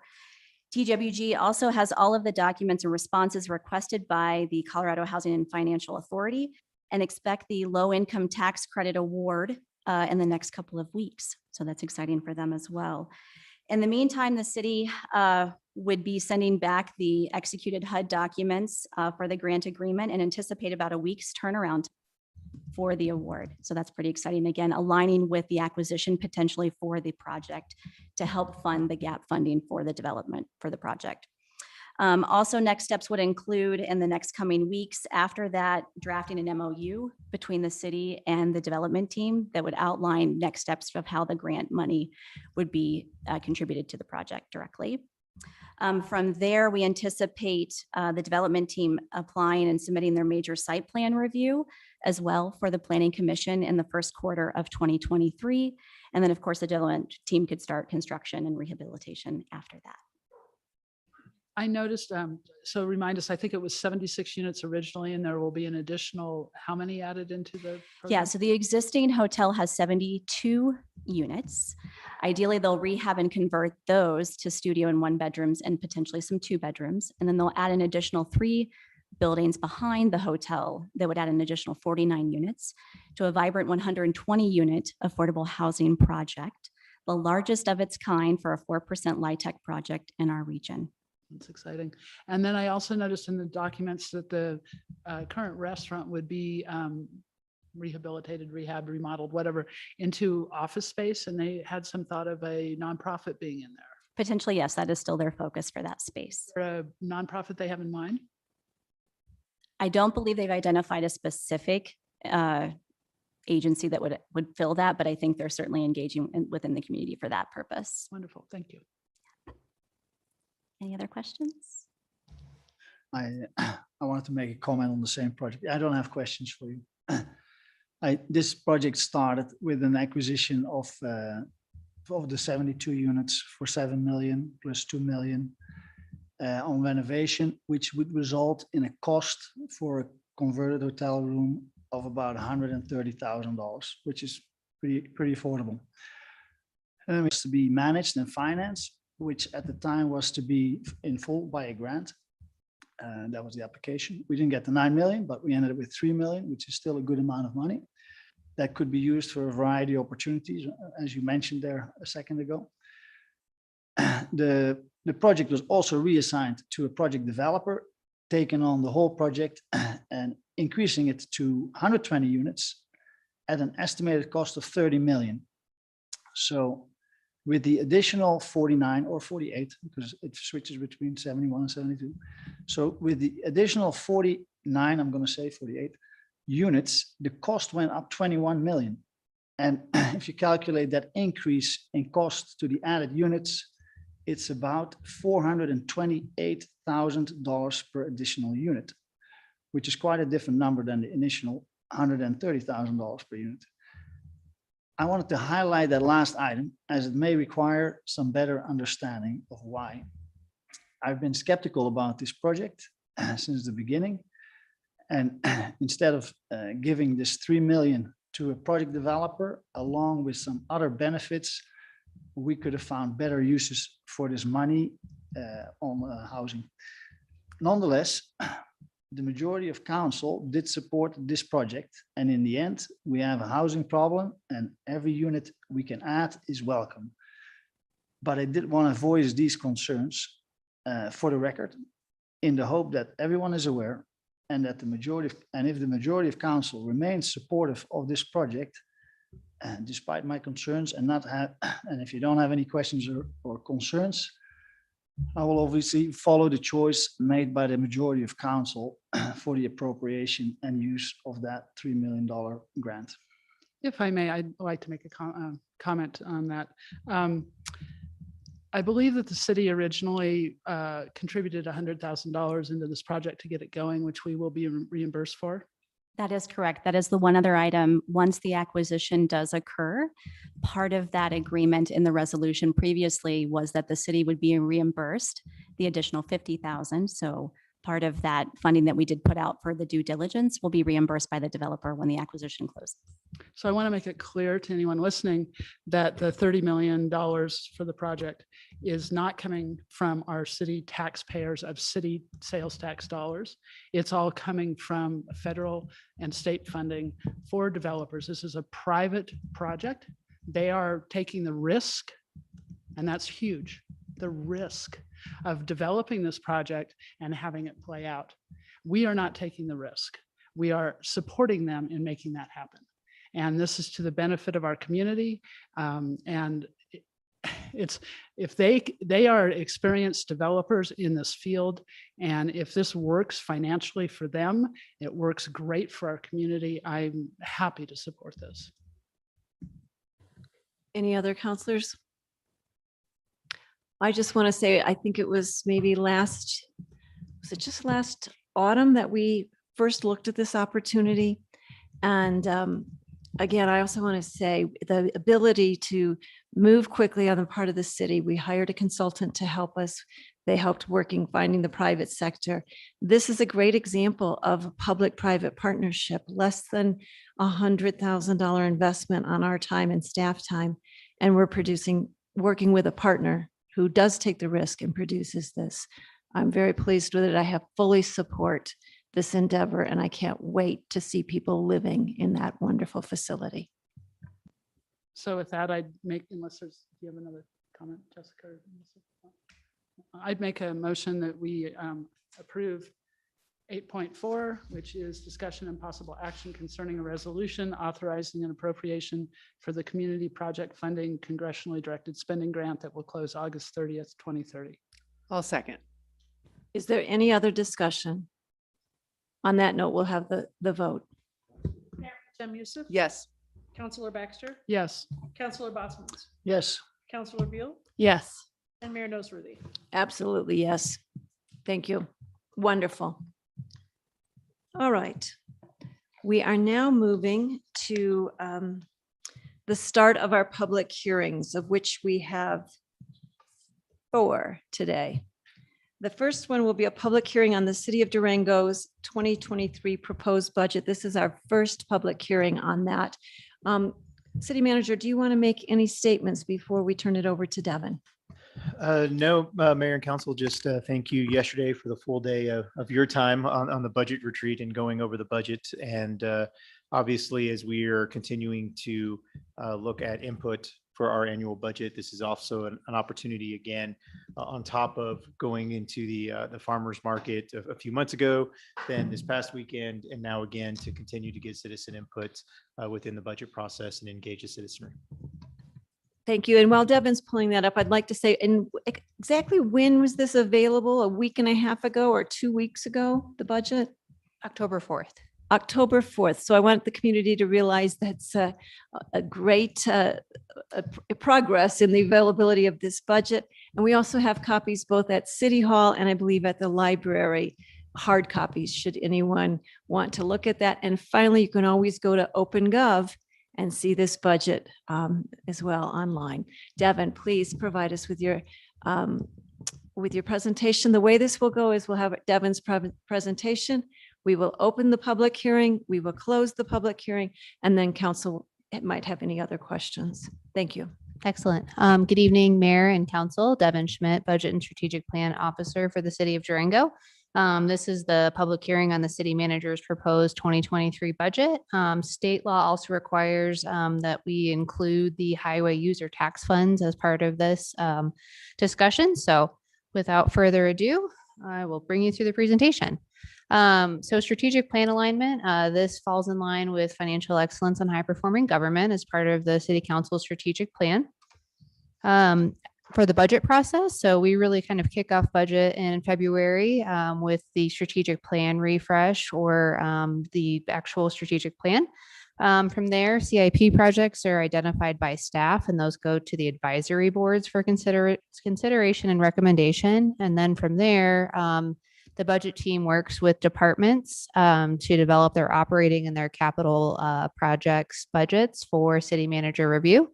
At that point, the budget is then the city manager's proposed budget, which happened, as Mayor mentioned, on October 4th.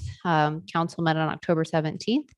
And we're at the process now where reconciliation will begin. And then we will look to adopt the budget on December 6th, followed by submitting that to GFOA and DOLA in January. So wanted to make a note for the public that the budget is developed by strategic plan goals in 2023. This reflects the requirements or the requests of the community as well as council by budgeting by strategic plan goal. It's much more reflective than the standard budgeting by department. So did want to make that simple note. And then as we move into the proposed budget summary, so this is the combined 2023 city manager's proposed budget summary.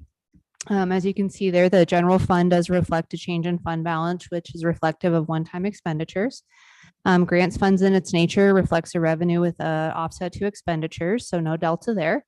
The Housing Innovation Fund does reflect an ending fund balance, and this is intentional to generate funds for future year projects in the housing fund. The road impact fee does not reflect any expenditures. This is an account that can be utilized for fees for specific road projects. Lodger's tax reflects no change in the fund balance. Conservation Trust Fund does reflect $600,000 in expenditures for a pickleball project. Park Development and Storm Drain reflect no expenditures, and the Durango Renewal Authority reflects a fund balance addition. Moving on to our internal service funds and our enterprise operating funds. General services reflects a reduction in staffing, so that also reflects a revenue decrease accordingly.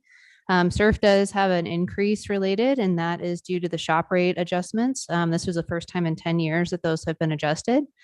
Self-insurance will be reflected with changes in reconciliation, as well as looking at those plan design changes so that the city benefits are in line with market comparisons locally. The risk management fund is being evaluated for CIRSA, and these changes will be reflected in reconciliation.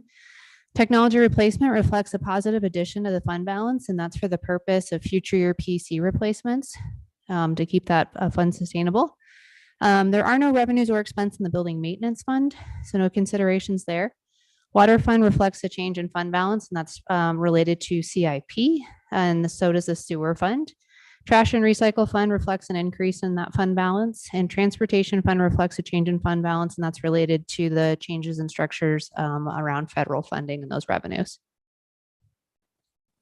As we move on to our capital projects areas, you can see that there are some areas where in the 2015, the 2019, and the 2005 open parks and trails where we are reflecting a delta in that fund balance, as well as the airport capital fund. That is reflective of utilizing fund balances to complete projects.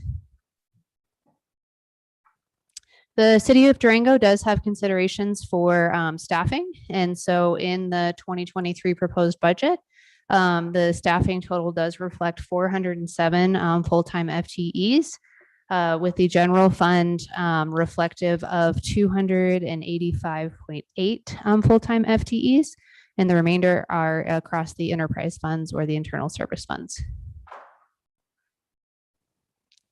For the highway user tax fund, as I mentioned, state law does require that budget hearing process also address the proposed uses of the highway user tax funds that are distributed to local governments from gasoline taxes imposed and collected by the state. These funds must be used for street purposes. The city spends substantially more on its streets than it receives in highway user taxes. However, in 2023, the distribution for these cities' taxes is approximately $580,000. We do receive this number from the Colorado Municipal League, and so we use that as our budgetary number. And the city does expect to spend approximately $2.9 million for street-related purposes in 2023. As the mayor mentioned, our city manager's 2023 proposed budget is available online. Access that by going to opengov.com. You can also access that on our website at durangogov.org/budget.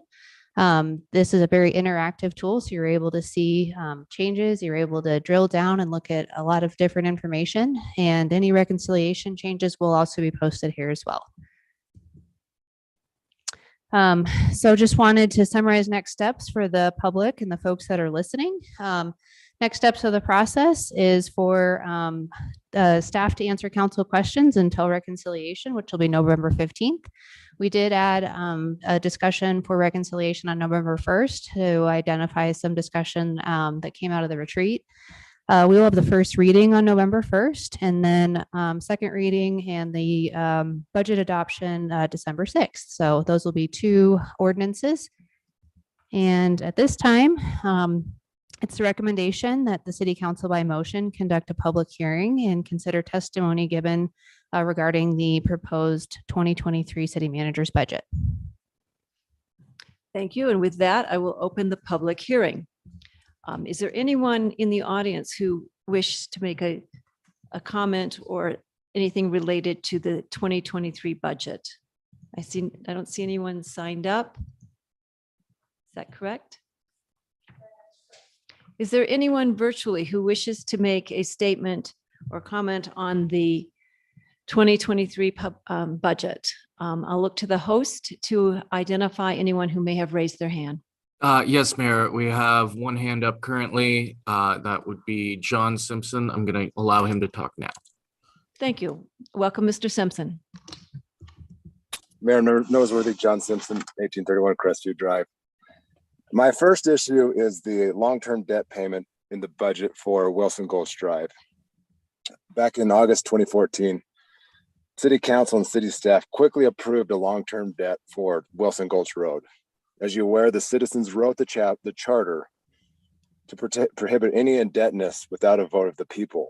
In the budget tonight, buried deep in the non-departmental miscellaneous section of the budget, is the principal and interest payment to pay off this debt. And you have no choice but to pay it unless you want to destroy the city's credit and lose the collateral. You've also discussed using similar long-term debt to build a police station and for energy upgrades. Your legal counsel has yet to publicly provide details on how this long-term debt is legal pursuant to charter. Instead, they have discussed that these debts are legal pursuant to a much lower bar, Tabor. They claim the debt is legal because it is subject to an annual appropriation. Or if you look at the sewer debt tonight, it too is subject to an annual appropriation. You can choose to skip the payment on any debt payment next year. Of course, your credit will be ruined in all situations. And in the case of Wilson Gulch Road, the bank will repossess the service center in Bodo. 99.9% of the people who voted for you will consider what I just described a debt, but your legal counsel is still arguing that that is not a debt. Please don't allow your names to be associated with any debt for the next 20 years unless you ask the voters for approval. The vote of the people will confirm that this decision was made once you select a location for the police station.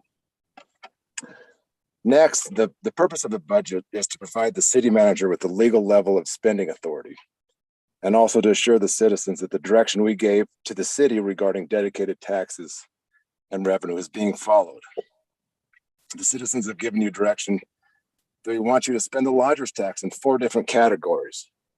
GFOA best practices states that governments often inappropriately combine funds, thus denying the citizens valuable information on legal compliance, which is the situation we have with lodger's tax. When I look at the financial report, I cannot tell how much money you spent as a council on council direction and how much went to transit. Therefore, I cannot tell how much you have available to spend in 2023. You correctly split up the 2005 tax into 2 funds because the citizens told you that there are 2 pots of money you must spend. The lodger's tax is exactly like the 2005 tax. It must be split into at least 3 different funds. Similarly, citizens told you that it is inappropriate to combine water and sewer funds with general funds, which is what is occurring with SURF, building maintenance, and technology fund. I admit all of those are important issues, but legally it is bad practice to combine dedicated revenues into a single fund. And finally, it's important to note that the city manager is going against a unanimous IAB recommendation of the fund transfer of the 2019 streets tax. There's no need to pad the general fund, and there's a lot of alleys and ADA ramps that must be built. Mayor Noseworthy. Thank you, Mr. Simpson. Is there anyone else virtually who wishes to make a comment on the 2023 budget? No, Mayor, no one else has raised their hand.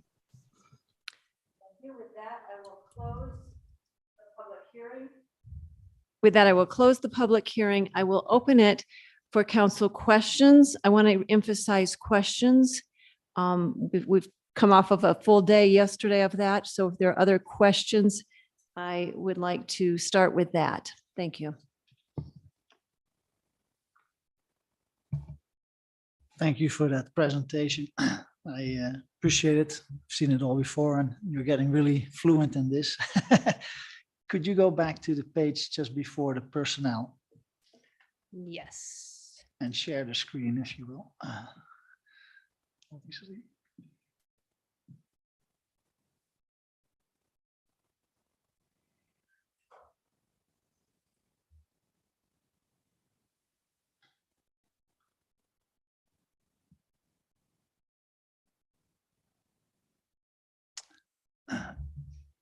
For the record, is it correct that I read that the beginning of 2023, the total fund balance of all funds is 82 million in the beginning of 23, and the ending fund balance after this budget will be $67 million.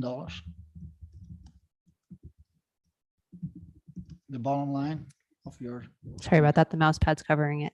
Yes, that's correct. Thank you. Secondly, this is not so much for you, but more for council. We have received several written comments, pretty detailed analysis type comments on the budget. And how will we be addressing this for the public to know and also for our knowledge? The questions that if there's anything has come in writing, it's entered into the record and will be reflected in the minutes. I remember an email from Mr. Simpson and another email from Mr. Egolf. I mean, I can go through the whole email, but we've all received it. It was addressed to City Council. I believe that Mr. Simpson's questions were answered by Cynthia. And so I don't know what you're concerned about. Actually, I'm not certain with Cynthia being on vacation and Mr. Simpson's questions coming in, but the practice in the past has been for staff to answer those questions and copy in all of council. So if that hasn't taken place, I'm looking to the city manager when the finance director returns. Would that be appropriate? It would be, I would imagine. I think that there was one on the ACFR, I believe, in which which was responded to Cynthia to the council. Was there a second one also for the budget side? Yes, that's correct. And was it comments or questions? Both. Okay. Yep. And I think that Jose, with being if I may, with being on vacation, our plan was to come back together and review those upon his return. So would it be beneficial, since it's not part of this agenda, would it be beneficial to read them out at least, or to have it as part of the next meeting, answered as well? Or No, because they were submitted as written. They were submitted in advance as written, and we can have them included in the documentation of the minutes of the meeting. That would be fine with me. I think it's, it also goes to that part of the staff commitment time. There's a lot of things that we are working on. I've had numerous conversations. I know staff has had numerous conversations with both Mr. Simpson, Mr. Egolf. There are times in which we're just not able to respond immediately. Our focus at this point right now is to get the 5 council members their information, their questions to be answered, and their questions that they have. And so if there's same questions that are there, to please continue to make sure you let us know. If you have some of the same questions, we'd be happy to answer.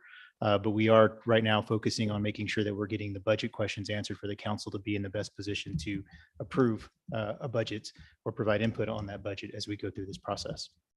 But just as we received information today, a constituent wrote about plastic. This documents came from 2 constituents earlier, and I'm looking to the city clerk. Just as we handle any written information, it would be compiled in the public comment.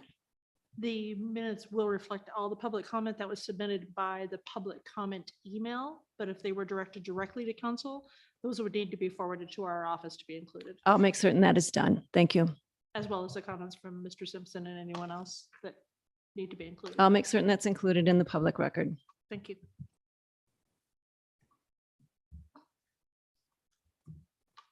Any other questions? We had a great discussion yesterday, and I love that the strategic plan is tied to the budget now, and it makes it easy to see like where money is going and how it's, implementing that vision that we have for the future. So thank you, Devin, very much for your hard work yesterday and today. thank you all. I also wanted to remind everyone that it's been a banner year for the airport. They've spent a lot of money and getting things done. So I think when you look at some of those fund balances, keep in mind that the airport has had significant grants this year, and we'll have some more next year. I just wanted to say I really appreciate the way the budget's presented. I think it's very clear. It's easy to understand. It's easy to manage by and manage to, I think.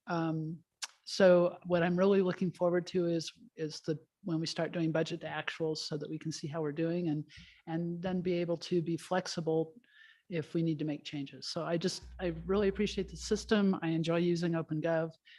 And I just want to say thank you to you and all the staff. And I'll just add, thank you as well.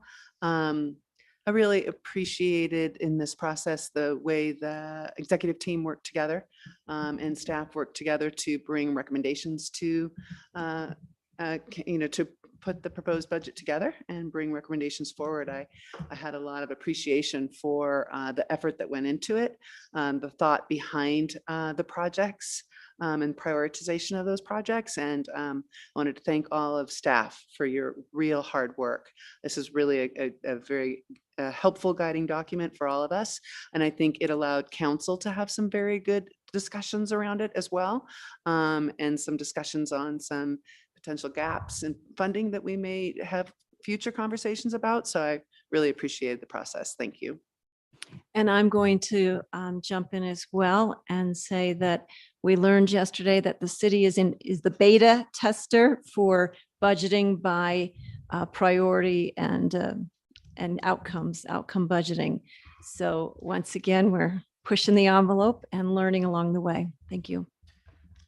If I could just have one clarification to the statement about not following a unanimous recommendation from the IAB board. I do want to make sure that it is also known that the recommendation I was following was what's outlined in the strategic plan that had been approved by council, which was a stair step of the transfer.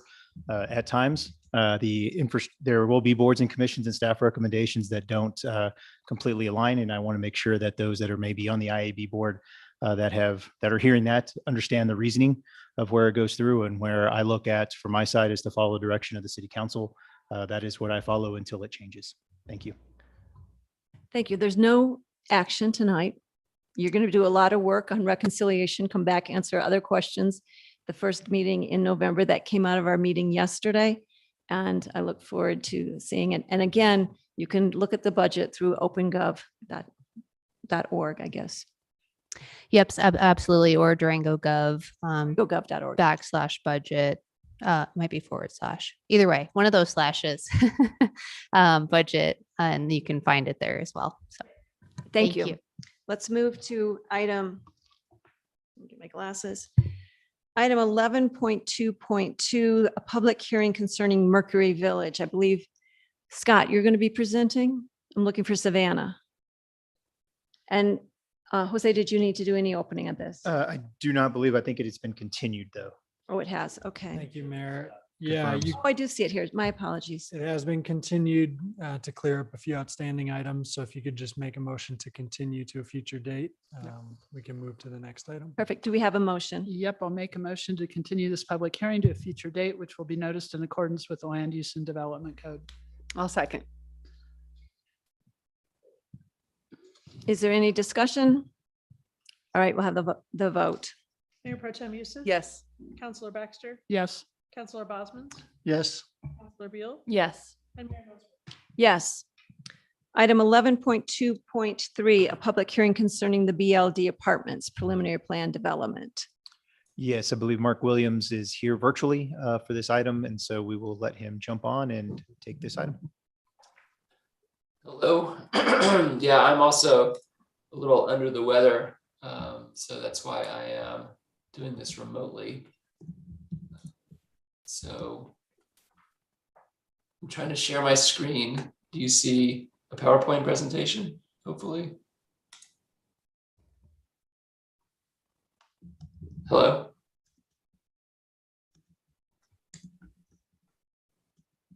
I can't hear anybody. Yeah, we can see it. Okay. All right. There we go. All right, thank you. This is a review of the BLD Apartments. This is out off of Wilson Gulch Road in the Crater area. This is now the preliminary PD. City Council has seen the land use changes earlier this year. And then the subdivision after that this summer. Now we're at the site plan review level. And if this is approved, it would go to the design review board for their review. This is a map of the BLD site. It's 19.5 acres. It's just west of Mercy Hospital. It's about 40% of the entire crater lot 1R-R. And you can see where Ewing Mesa, well, I think we'll call it Crater Drive at this point, although that might change. But anyway, the main arterial through here would intersect with Wilson Gulch and come up this way. And there'd be 3 access points from that road into the site. This is just a different perspective of the same area. This is a newer map and has better clarity, or a newer aerial. And this is obviously the hospital and the helipad, and the crater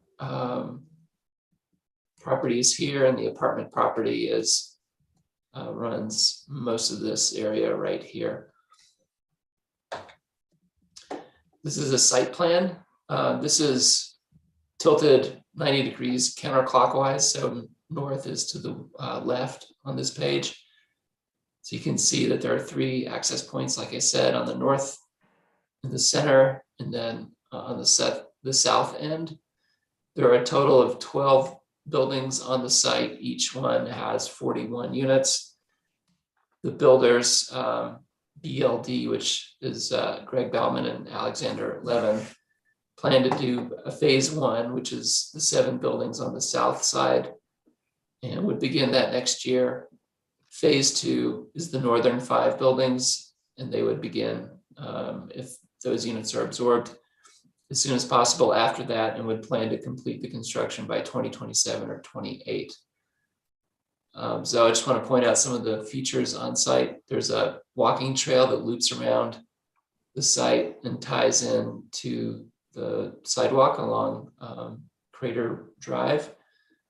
There are 3 open space areas for internal use for the residents in the center on the north side.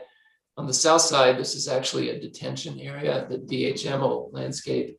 So it's a visual amenity as well as an open space, and we'll have a walking path around it. And we're currently working with BLD, and next month, you'll see the next development, which to the south, which is Mesa Verde Assisted Living, working with those 2 groups to see if it's possible to get some kind of shared use in here so that the people in the assisted living center could use these trails. Originally, we had hoped to have a city park here, but there's not enough space to meet the minimum threshold for a new city park as is described in the city's parks plan. Some of the other amenities are a clubhouse, swimming pool, hot tub, and then scattered around the site, there are things like picnic shelters, shade shelters, and bicycle repair places. So as I said, it's a total of 492 units. So obviously that's a very large project. In terms of housing units, only 3 Springs and Twin Buttes have created more housing units in Durango. This is the first one that's solely rental. These will all be apartments, and BLD will retain ownership of the project. I've got a few renderings so you can see what they look like. The first 2 are a little dark, and I couldn't get them lighter, so I might just skip to briefly to the last 2, but I just want to point out these are the sides of the buildings that face the parking areas, and each of the buildings has 13 garages. Visibility is a little bit better on this one, so you can see the materials is a combination of stone cladding. This is called board and batten standing, and this is siding, and this is lap siding. These are both made from what's called hardy board, which is a cement-based material that's durable, and you can make it, it's really versatile. The designers can make it look any number of different ways. And then that wood looking material is actually a ceramic, or it's called Ceraclad, sorry. But it looks like wood and has a nice warm feel to it. And then these are the views of the buildings that you would see from those three internal open spaces. So sort of the backside of each of these buildings. And then this is one more view.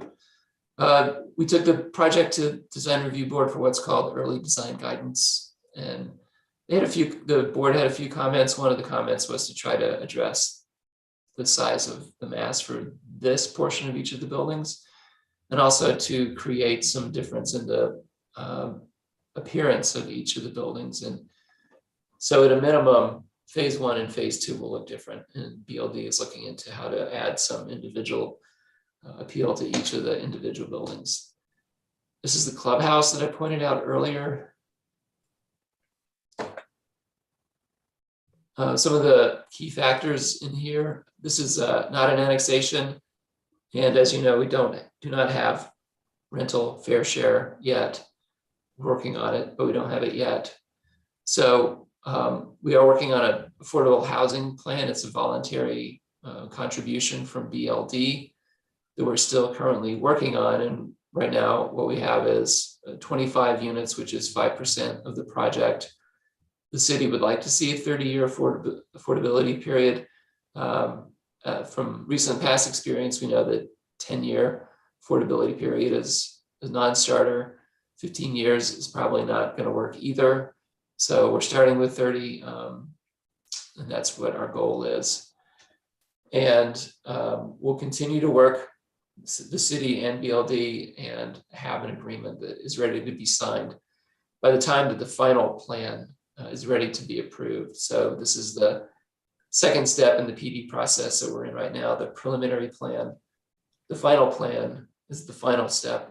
Obviously, I guess that's self-explanatory. And then that's typically done at the staff level.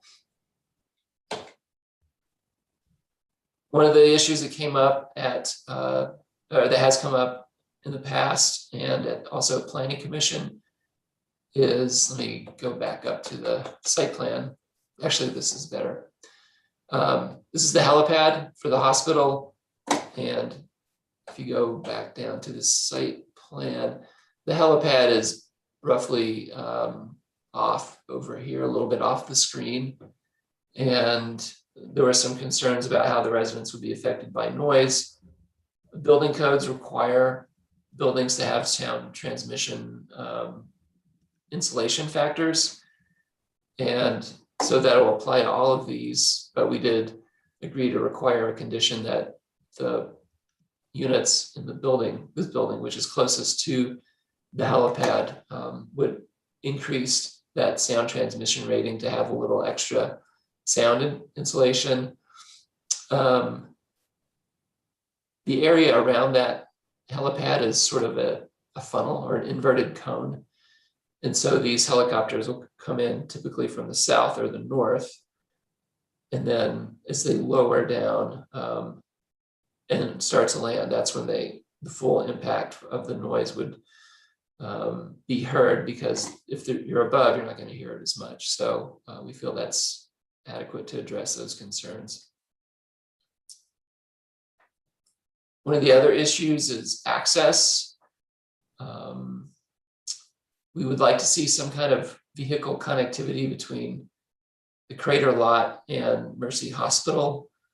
Mercy was actually, the Mercy site plan was actually approved in 2004 with a vehicle connection between the hospital site and into Crater. And I think it was more or less of a general connection. There wasn't a specific to that site. So that intent has been there on the Mercy site plan ever since it was built, and when the hospital was constructed, that connection would have been known to the hospital developers and architects. And so we feel that it's appropriate to keep pushing for that. Currently, there would be 2 bike and ped, as shown on the plan, bike and ped connections between Mercy and the BLD apartment site. We'd like to see that vehicle connection site. And because it's an apartment, it's going to have one ownership. So there wasn't an opportunity to have a public street dedicated through there, because then you've got two different properties, because you can't have one property if it's separated by a public street. So that was probably more the original intent of the South Fork plan. But when we changed it to get this housing that we need, that was one of the trade-offs that was involved, was getting that housing, but the connectivity doesn't work quite as well. What staff proposes is to have a swing arm gate with access only for BLD residents, whether it's a key card or a code.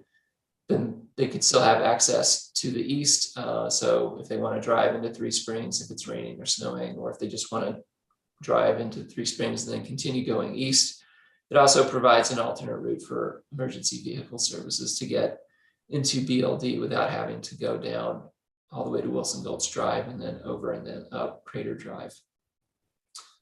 If we don't get vehicle connection, which Planning Commission recommended against, which, as I wrote in the staff report, we would at least like to get paved bicycle and ped access.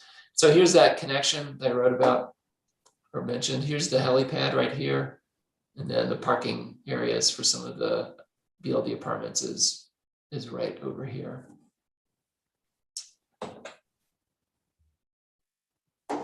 The smaller yellow boxes indicate where the bike and ped access currently is. And this is sort of a general location of where the vehicle connection could be. So in terms of being relevant to council goals and comp plan, it does meet the goal on here from the strategic plan. As I mentioned earlier, DRB has seen this already. It's going back to DRB in December for formal design review, and there are some smaller changes to make, but nothing major. This is the relevant LUDC criteria. In general, they meet all of these criteria. They've done a good job meeting a lot of different standards for such a large project.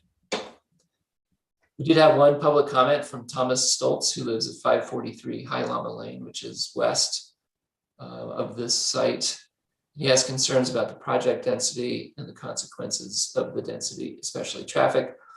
And I just wanted to point out that over the course of this entire year to this point so far, we've been working on this project, and we've had a meeting hosted by the city, as well as a public information meeting hosted by the applicant.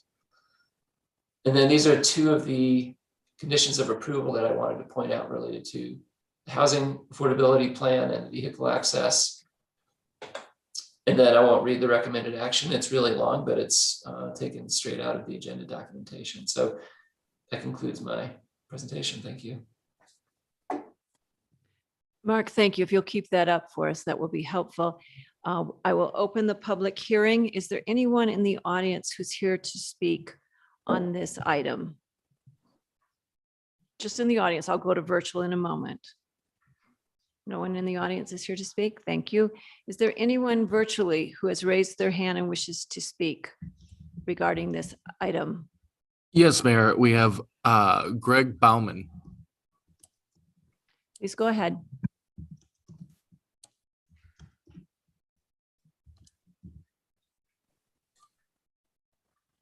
Hello, can you hear me? Yes, we can hear you. I'm actually one of the representatives for the applicant, so I don't know if it's my turn yet or not.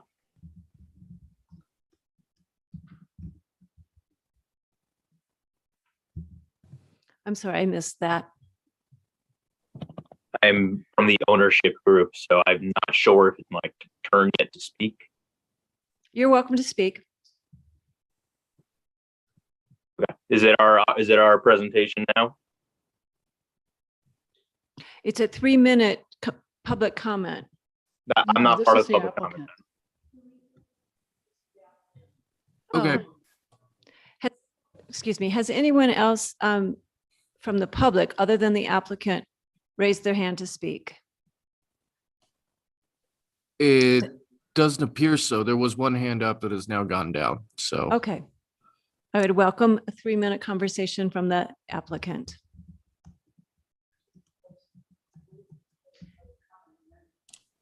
Okay, Thank No. you. We're just going to have a point of order. I will close the public comment and now you can give a presentation if you wish. Thank you. Thank you so much. Good evening. Thank you for your time tonight. My name is Greg Bauman. I'm one of the principals of BLD Group. I'm pleased to be here to present our project to you. We have several of our team members also in attendance, including one of my partners, Alex Levin, and our design consultants, SEH and DHM, both local. BLD Group is a family-owned business with strong ties to Colorado. Many of our family members live there. Over the past 35 years, our principals have developed and owned several thousand multifamily units throughout the country. We have a large presence in Colorado with projects in Glenwood Springs, Pueblo, and Newcastle. We build high-quality communities and tailor them specifically to the neighborhoods in which we operate. We build with a project with a focus on the tenant's needs and desires, as well as that of the community at large. No detail is too small. We're involved in every step of the way, from designing the site plan to the placement of cabinet handles. As you'll see during our presentation, we've gone to great lengths to submit an application that conforms to Durango's requirements. We prioritize the preservation of open space. The project is designed to respond to existing site conditions while emphasizing a strong sense of place and quality of life for the residents. Our business plan is to hold our assets long-term. We are not flippers and we manage them to the highest standards.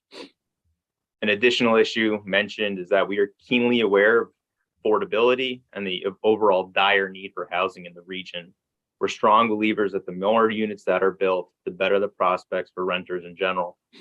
We took our unit mix into consideration and are designing a variety of unit types. This includes studios, 1, 2, and 3 bedroom units. This accommodates individuals, couples, roommates, and families. We're also voluntarily contributing 5% of our units in the affordable housing pool, with rent starting at 80% of AMI up to 120%. We look forward to hearing your feedback tonight and working with you all to develop a project that you can be proud of. Again, thank you for your time, and we look forward to working with you through our presentation, answering your questions. And our team from SEH is also available to answer any questions at all. Thank you. Thank you so very much. And thank you for your commitment to affordability and allocation of some of these apartments for that purpose. Council, questions of staff or of the developer? I'm excited about this project. It's not just the 80 to 100% AMI units, but also just getting more rental units on the market for us. I think that will, both of those together will have a really positive impact. And I just had a couple of questions on, for example, will you also be renting the units out? Are you acting as the rental agent also?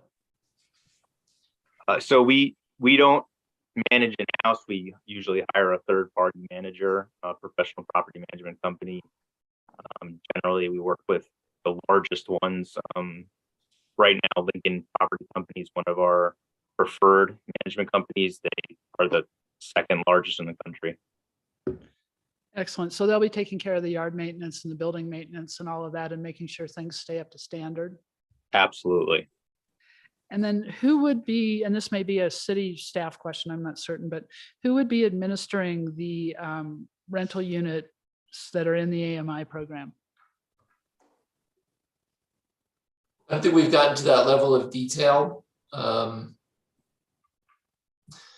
way we're doing it with Gage, which is in some ways a template for this, is that Gage is doing it with our oversight and checking in periodically to make sure that whatever we agree to is occurring.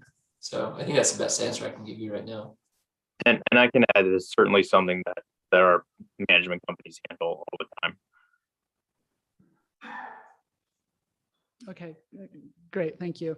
And then I had one other question. Mark, you mentioned several times that the city was working on a 30-year affordability plan, but the documentations make mention of a couple of different plans. What's taking priority right now? What direction are we actually going? Are you talking about the AMI units? Yes. Under the affordable housing plan on page 4. Yeah, right now. So I would say that we're negotiating with BLD. Our position is we'd like to see 25 units with a 30-year affordability split up between 80, 100, and 120% AMI. So So when that agreement is made, or when you're working on the finalizing that agreement, will that be coming back to council? we can bring it back to council if you'd like to see it. I think that would be really important, because right now there's several different plans for how that works. And I think we should have some input into that, Okay. since it'll set some precedents for us. We can do that. Great, thank you. Other questions of staff or the developer? Hi, thank you for the presentation, both of you. I think it's very good news to see a larger number of units come on the market, hopefully in the next, I think, spread out on multiple phases. I have a question, but it's probably more related to staff. The access road, obviously there's nothing there yet. So how does that work physically? Who is responsible for the access road? Up to Jack Sheehan is the master developer for not only the Crater Lot 1, but for the other South Fork properties that are over here. So he has already built some of the roads that are a little bit off the picture right here. We'll actually see some of those in the next project review. Miners Court and Slime Rock Road. And in terms of who builds those, so it's up to Jack Sheehan with the city's cooperation to come to some kind of arrangement where Mr. Sheehan builds those roads, and then the subdevelopers in turn would pay major street impact fees to the city in order to get the roads funded. Oh, Can I clarify? Counselor Bosman's, are you asking about the connection between the two properties, between Mercy and the apartments? no, I'm actually leading to this came to us before as part of the larger project, yeah? The whole, Yeah. the neighboring properties. And there was this road that has the potential in the future to connect to the downtown area, Correct. downtown center. That's correct. Is that the road that borders this property? And then since Yeah. we're looking at buildings already and we don't even have a road in place, I'm just thinking, how does that work? The comments I made at the time for the road, but it has to tie in with the property, I think, is how does the actual connectivity for bikes and pedestrians work? Okay. And are we going up to a high standard that will automatically meet a future connection, as in, let's do it right now because we see that in the future, versus having to deal with it 10 years from now and redo it? Because it might have, I'm not sure if this developer is aware of that potential change, not change, but how it will look and how it impacts, because he has 3 access roads from the access points to his property from the road that cuts this property. Do you Right. understand my question? So who is responsible for the road, and are they going to take into account? Is that something that we're going to see? When will we see it? Yeah. The design, so it meets the highest, the standards that we like to see, I guess is maybe the best word, on multimodal. Mark, I'll start. Mark's initial answer was correct. I thought you were talking about the connection road, but there is a master developer that got approval for a subdivision that will create this lot and 4 or 5 other lots there. It's their responsibility to build that road and to provide access to city standard to the lot that will then be developed with the apartments. And that was discussed and approved at that subdivision hearing. So it will be that design that has the multimodal facilities associated with it. It is slightly oversized because it could connect to the north, like you said.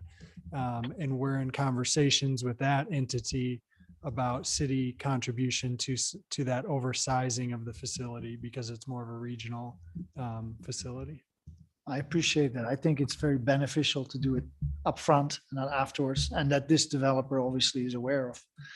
And setbacks, I couldn't see on the drawing how close it all is and how it ties in, but I appreciate that. Any other questions? Sorry. Just for our help, Mark, can you pull the recommendation up on the, okay, thank you. Just a quick question for staff, if I could ask.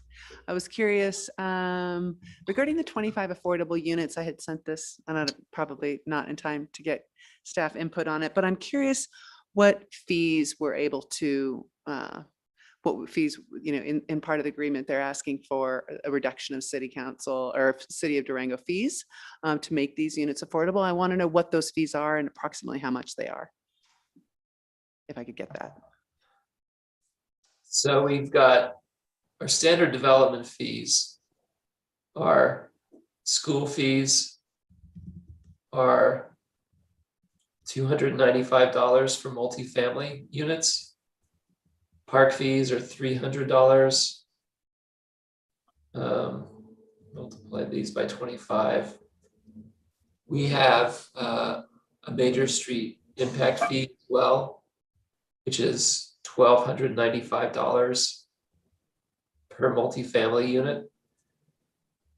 The city does not provide sewer service out here. That's South Durango Sanitation District. So we wouldn't be able to waive or reimburse or backfill or anything, those fees.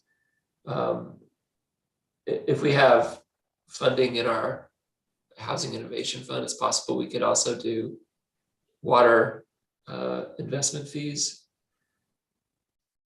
And then there's our review fee, which is so small for a project like this. It's $1,000. It's hardly worth mentioning, but and then use tax is typically not waived unless it's a nonprofit organization. So Lumion, something like that, or the Best Western Project, possibly. I don't have I'd have to calculate those numbers, Councilor Youssef, so. Okay, I'm sorry to put you on the spot. I'm just trying to understand what, exactly the total dollar value that we are able to provide through a reduction in fees when we're creating affordable units. And I'm also wanting to have the discussion on, with staff about efforts we might be doing to work with the developer to maximize the number of affordable units in this property. I would love to see more than 25 units if we possibly could. I know it's hard to pass that along, but is there any way that we can incentivize that even more so to make it more attractive? Just a question with all of our discussion around affordable and attainable housing. So just wanted to bring that out there and yeah, I mean, I can't say that the fees that would be waived would only be for those 25 units. So it's proportionate to the overall cost, and then the proportionate number of affordable units. But the amount that it really functions more like a leverage. There'll be more of a financial benefit to the future residents who have a reduced rental rate. They'll realize a bigger benefit than the city would put into it. And it's not because it's draconian on our part by any chance, it's just the economics of it. To the rental rate for an apartment unit is just going to be more for 12 times a year for however many years we ended up agreeing to, than anything we can waive in terms of development fees. So we have to work with BLD to make sure that we get to a number that feels right for both of us. And I think that when we come back with the agreement, we can go into those details a lot more than we can right now. We have a lot more information about it. Thanks, Mark. I'll add to that a little bit, and I agree that we'll have a lot more details spelled out when we have a firm agreement. Once we get through approval, we'll know numbers of units, sizes. That'll give us a clear picture of what they're due, what they're required to pay as far as fees. So we'll be able to work with those numbers in more detail. There's a lot kind of behind your question, so I'll try and hit that. There's sort of two camps of developers. There are affordable housing developers, and then there's just market rate developers. And when we start to raise the issue of affordable units with this camp of market rate developers, they get really nervous. And so it's been a delicate balance for us. And we have been able to bring money to the table to offset fees and infrastructure costs. We talked about that yesterday with the housing incentive fund. And in a lot of cases, it helps to get us a seat at the table. But like we saw, if you remember the Gage Apartments conversation, it's not a lot of money in the grand, 492 units and massive infrastructure investment. It's not a lot of money in the grand scheme of this project costs. So we're ending up with smaller amounts of units, but we're still able to get something because of those fee waivers and reductions that we're providing. So we'll bring back a much more detailed package when we have those spelled out. And I understand it. Yeah, I appreciate you kind of clarifying that it's different with the market rate units. But if there's any, way that we can, through our Housing Innovation Fund, help with the infrastructure and or to make it not, of course, not scare them away, because the units are, we want the volume of units is going to be very helpful for our community. But also if we're able to have those discussions while we're in the phases such that they know that this is a top priority for us and we're able to work together and make it something that works for them and then therefore benefits our community. I'm just hoping we can have those conversations. Yeah. We are having those daily and using all the resources that we can to get to that outcome. Well, and to your point, Melissa, I think the concept here is that if we're going to do affordable, it needs to be reasonably long-term. Yeah. Like it's not 5 years affordable. Right.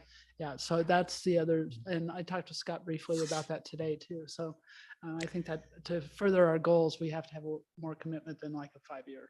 And just to reiterate, I think, even we're not making any decisions here. We're just having discussions, but certainly in our board retreat yesterday, there was unanimous council support for supporting developments and projects that we could help to address our housing shortage and make it more, in some cases more affordable on a project by project basis. So I have to bring it up because this is probably the biggest one we've ever discussed. So if there's something we can do from the onset, I appreciate your efforts on it. And I'm glad you're talking about it daily. And I just want to encourage that. So thank you. Very good. Do we have a motion? Sure. Mayor Noseworthy. Oh, I'm sorry. Can I just bring up one more thing? Going back to the access that staff proposed, I just want to be clear that, or would like City Council to be clear if you support it or do not support it, because it's currently not listed as a condition of approval in the staff report. I'm sorry, I had trouble hearing you. I'm sorry, my sickness is making me mumbly. I'll speak up. I just want to have City Council be clear that the vehicle access between BLD Apartments and Mercy Hospital, if council supports that or does not support that, I think that council would need to mention that specifically. So if I understand correctly from the documents, staff supports that vehicle connection between Mercy and the BLD Apartments? We do. And how does BLD feel about it? They don't support it, and the reason they don't support it is they feel it would be a cost to them to have to maintain the swing arm gate and to issue the key codes. So kind of basic maintenance costs. Right. So it wouldn't be continuous access. It's almost like an emergency access or resident only access. Correct. Yeah. The intent is just for BLD residents to be able to use it or emergency services, but not for the general public. And how does Mercy feel about it? Mercy was also opposed to it. The reason they gave was they worried that would interfere with their emergency vehicles going to the emergency room. And that's why I pointed out in the beginning that the original Mercy site plan had that access on it, and Right. the building was designed the way it was with that access shown. I think Mark mentioned this briefly, but Planning Commission did not include it as a condition of approval during their review and their recommendation. So. if But the it could be a staff- leveraging, it could be a negotiating tool on more housing, more affordable housing. Could be, yes. It's staff recommendation just for the functionality of the site and providing better connectivity and secondary access. You heard the two parties do not want that connectivity, but we feel it's our duty to propose it. Paved pedestrian and bike access could serve some of that function, could be an emergency access. And not produce the concerns that the applicant and the neighbor have. So that's another route. But we just want clarity from you and your motion on, is that a condition of approval or not? Can I ask another question? We want to work with the developer and their neighbors, and it seems that they're opposed to it. So that I'm not sure about how we go about this, but on the larger lot, I believe there was this road in the center with the two roundabouts that's shown on this drawing that also loops around on is it the western border of the larger property? So would you not already have two access points? To the Mark or Scott, I think I might have a live mic. Can I chime in? Yeah, we can hear you. Is that Steve? Yes, sorry. Steve Winters, SCH 934 Main. I think Mark articulated it well of what the city's asking. I'll just add a little more context. And I believe it was Commissioner Bosman had asked about who's building the roads and how is this functioning. We are also doing the design for the subdivision, which we're trying to wrap up in the next few weeks. Get a public improvements agreement in place and record that plat. And then, yes, Jack Sheehan will be building all of those roads, and they have been designed with a wider right of way and with some of the multimodal items that you guys had been asking for. And as a part of that development, early on, we did approach Mercy about the potential for the connection. And at that time, Mercy wasn't interested in having that. And they've been at some of the early meetings, and I wish they were here tonight to articulate some of their concerns, but it was mainly the emergency room and having the potential for cars go through there. So when that fell through early on, the master developer, Mr. Sheehan, basically designed his subdivision with High Llama Lane and then a cut across on the north side, which is going to be called Arena Lane, to provide the secondary access for all of these properties. So they do have full secondary access to this site. And I guess, where BLD is kind of coming from is that they designed their site and got everything laid out with the assumption that it wouldn't be there. And then I know that some of the conversations with the Mercy folks changed, and Mark and city staff have new information, which I totally get and totally respect.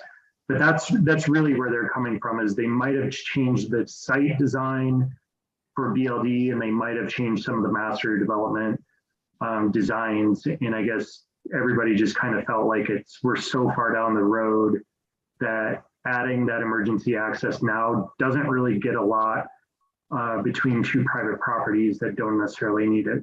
So that's it in a nutshell. Happy to answer any questions. And this is Greg Bauman again. If I could add to that, Mercy is the expert on at least the emergency access, and they haven't expressed any need or desire for that.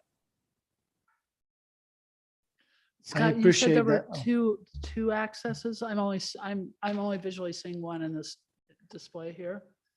Where's the? I don't have control of the mouse there. Are you talking about number one? This is a a vehicle access here. So that's number 2, and then this is number 3. So there's 3 vehicle accesses on that one side of the project? Correct. Correct. And then Mercy is at the top of the screen. Right. And there's 2 bike or trail connections there now. So we Do you- have, if I can summarize it, if I see it correctly, you have from the main road with the roundabouts, you have 3 accesses in this property. And that main road loops around the larger property. So you have 2 main roads going from High Lama Lane hitting Wilson Gulch Road, this road hitting Wilson Gulch Road, as well as the potential for these roads to extend further north. So you have a lot of accesses. I'm just trying to understand where. Yeah, Councilor Bosman's, this would be the extension of Crater Road where you saw those 3 accesses. And then at some point, it would continue on to Durango Mesa. Arena Lane would be here. That's a smaller connection road. And then High Lama will become a public street, and it's from here down to Wilson Gulch. Is there a concern that there's not access on the eastern side? Is that the concern? Correct. Through to the hospital and then through to the commercial center of Three Springs. And, again, maybe that could be accommodated with bike and ped, but there's no, if someone was living here and wanted to get to any of those commercial entities in Three Springs, they'd come out to Wilson Gulch, down, around, and back up through and to get over to Three Springs, as opposed to going through the Mercy campus. That was the intent, was to provide a convenient connection through. I think you're hearing opposition, and there may be other ways that are more amenable to accomplish that goal for bikes and peds, but not a vehicle. The vehicles would still have to do that longer route to get. Has there been any input from the fire district with regard to prevailing winds or anything like that? I don't want to add a step. I just want to know through the process. You said Mercy's not interested. Is there any statement from the fire district? They have adequate access with the different access points. They're satisfied Yeah, with it that. meets their code. Yeah. Thank you very much. I have one more comment because I opened the South Fork Character District Master Plan, and on the south property boundary, the green southern boundary, it shows a roundabout in the corner and a road opportunity to the right to Mercy. So is that an option? South of the subject property? Here. That's what I see on this one. Yeah. My guess is that was preliminary before this was, now this is all one. Oh, that's that one, yeah. Well, yeah, but I'm assuming that was just like this is only through now. Those districts were developed when 2018, 2016, 15. 2016. So they're preliminary. Fine, I have here the meeting of May 17, 2022, but very good, thank you, Scott. Do we have So I any guess the amendments to the motion or a motion? Yeah, so I'm not getting a feel for, I don't want to just make a motion to get it turned down. So I'm not getting a feel for what council would like in the motion. I'm thinking, Councilor Bosman, you are not in favor of the eastern access.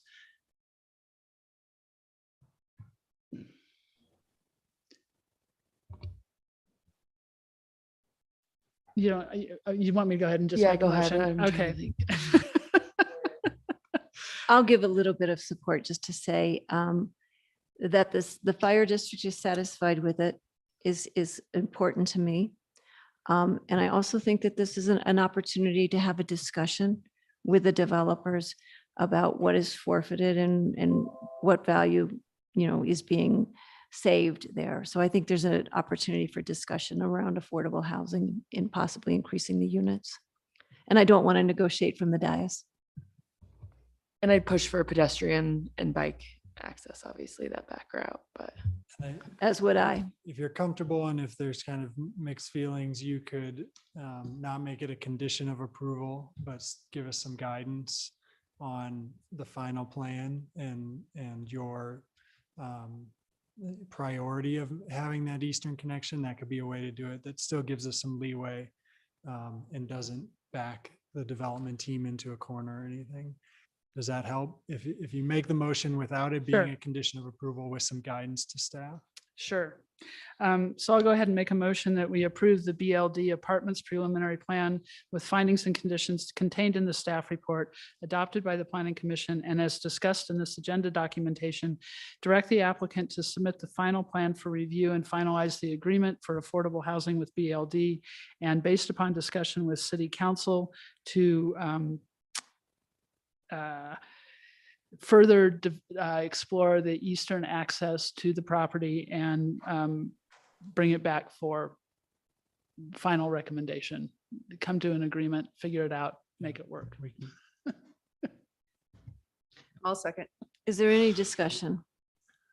Yeah, I'll make a little comment. I think we're trying to partner, and then I hear stuff about leveraging negotiations and so on. We have a builder developer that has his plans ready. We have Mercy has his position. We have a planning commission that has reviewed it. We have, and that's all without the side street. And then we have staff that would have preferred to see connection on the basis of connectivity. But then we look at the larger lot size, and there is multiple access points in that area, and an opportunity to go on the border of the property on the south side. This might be an example that I say, are we making it too complex, or are we trying to move these projects forward? So that's all I wanted to say. Go ahead. I do think that connectivity, as the city's trying to define it, isn't just vehicular. So in these conversations, I'd like you to consider that pedestrian and bike access is what we're truly searching for. So I'm leaning toward that aspect of it. But I don't want to tie your hands, but I also want. That's helpful. Yeah. Thank you. I also, connectivity and our multimodal opportunities are a major goal of ours. And so to not consider that, I think would be a disservice to our community. So I want to look at that as an option. I appreciate that. Thank you. Yeah, I agree. I think if we're not looking at all possible options, then, we're not going to ever have the benefit, but also housing's super important and we want to partner, and as you do always on all these projects. So that balance that you have, I support, and that's it. So I believe we're ready for a vote. Mayor Pro Tem Youssef, Yes. Councilor Baxter, Yes. Councilor Bosman's, Yes. Councilor Beal, Yes. Mayor Noseworthy. Yes, thank you. I'm going to ask council if you will allow us to take a 10-minute break. There's some issues that need to be addressed. And so we are ahead of schedule. I apologize to those waiting, but we do need to take a 10-minute break. Any objection? Thank you. What needs to be addressed? Is there something? I'm not going there. Thank you.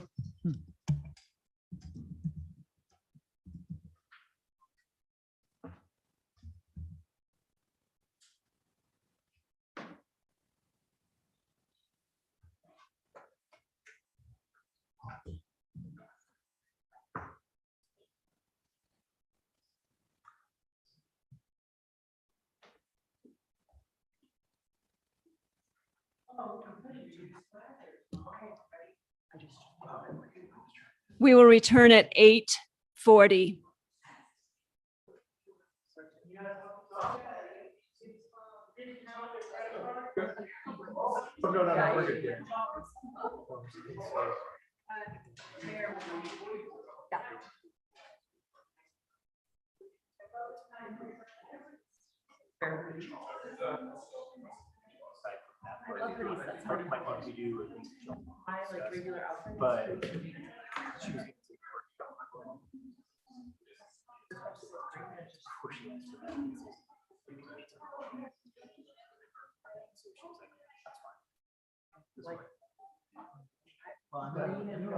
Yeah, no problem, yeah. Oh, no worries, no worries. I get you. Yeah. Oh, I don't have it. Right there. But CCH still supports the strategic plan. yes, they specifically have said that in recent communication. And that their most recent, when you saw it, like their recent action plan is based on that strategic plan. So. I have a quick question about that. Has Lima invested on credit since I was running? Oh, absolutely. So, Yeah. like, when I read. It's 90-page doc. Yeah. Like it's in. We're gonna meet LCM, we're gonna do like a. Course. Isn't that law in there? Like, is there multiple options? Yeah. Well, they'll. Like, so that's the thing I'm wondering, like, do they still support? They. I would say no. But isn't that interesting? Either way. To look at, consider as a.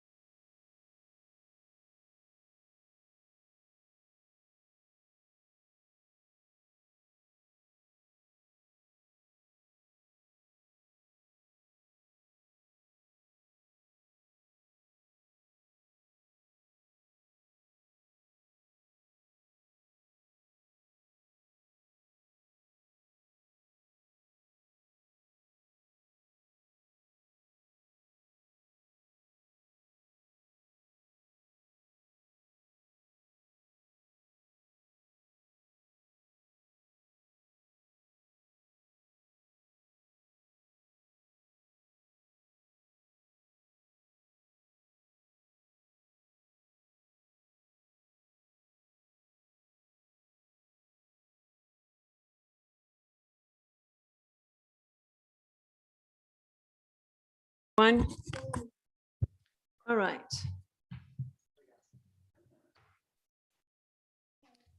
We are back to item 11.24. Mark, you're back on deck. A public hearing concerning U-Haul preliminary plan development. Is there any introduction before Mark gets started with this? Okay. Okay. So just double checking that you can see my PowerPoint. Yes, we can. Thank you. Thank you, Mayor Noseworthy. This is also in South Fork. And like BLD, this is being processed as a preliminary PD plan. And we'll also go to the design review board for their approval if it's approved here tonight. This is a little bit southwest of BLD. This is Wilson Gulch Drive and the traffic circle off of Highway 160 West. This things are starting to happen, so this map's a little bit dated, but this is where Maverick gas station is right now. And then this is the site that we're talking about for U-Haul. It's just over 5 acres off those 2 new streets, Copper Court and Miners Court. And then a different angle, you can see the Smart 160 trail on the east side of the property.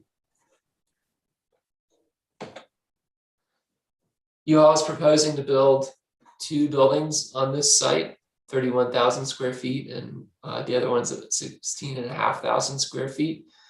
The buildings would be 40 to 42 feet tall. And then they would also have truck parking for U-Haul trucks on the site. So this is a little bit of a different kind of animal for Durango. We have a lot of industrial buildings like in Bodo, but they don't tend to be this tall. And we have tall buildings, mostly downtown, but they're not industrial. And so a lot of the design aspects of this project we're looking at pretty closely. It's also a prominent location off of Highway 160 West. So we want to make sure that the lighting plans are carefully done and comply with city's dark skies ordinance. Signage and landscaping is also important. These are the 2 buildings. This is the first cul-de-sac on the left side of the screen, and then on the right side, here's the bottom of that other one. One of the features of the site is that a lot of the trucks can be parked between the 2 buildings. So they're not really visible from anywhere really, because the grade of this lot is significantly lower than up here and lower still than Wilson Gulch Drive. And then site parking would be along the southern and eastern border. And then we also have a lot of landscape screening, especially for this site plan doesn't show it, but the landscape plan shows that there'll be a lot of vegetative screening because in addition to parking trucks here, they'll park them here. This is the original design of the building that we took to early design guidance at the design review board. So I can toggle back and forth, but you can see there's some blank expanses on the walls. The heights are not articulated very much. And this is what's been resubmitted, which is much closer to the city's design guidelines. So they've introduced more materials to break up some of this big wall plane that they need to have to function. And then have these elements break up that roof plane as well. And then on the sides also, they've introduced some new elements. And then one thing that's addressed in the staff report, these buildings, the storage units are accessed internally and they're on motion sensor lights at night. So we want to make sure that those lights, when they come on, are focused away from the interior or from the exterior and towards the interior. These are the original elevations. You can see the big signage and this is the side of the building on the east side building. And then this is what it looks like now, a lot the darker colors, which meets our color palette, more materials. So, and then also revised elevation. So I think that you get the picture, and if you have any questions about the design, I'd be happy to answer those. So it meets the council goals from the strategic plan for affordable and economic opportunity. If approved tonight, as I mentioned, this will go back to the design review board for formal design review, and we're planning on doing that on November the 9th. As with the BLD apartments, this is part of South Fork, and it's also a preliminary development plan.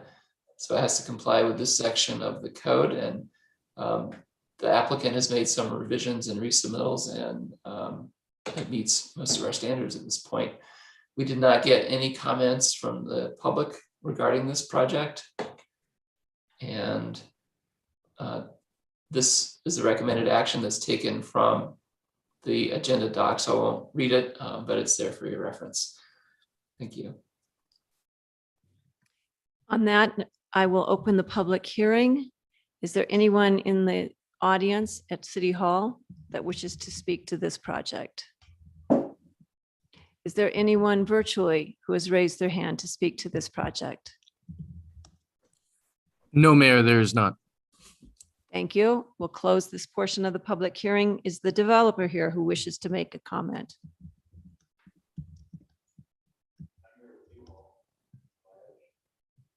I have not seen anyone raise their hand, Mayor. You're welcome. What we typically do is allow up to about 3 minutes of comment. So you're welcome to come.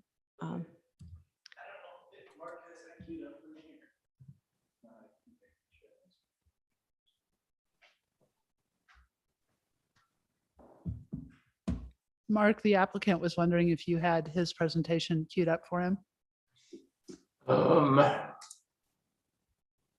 Did you send it?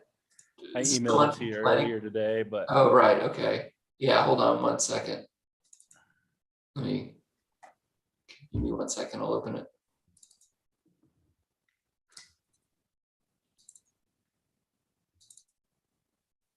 U-Haul.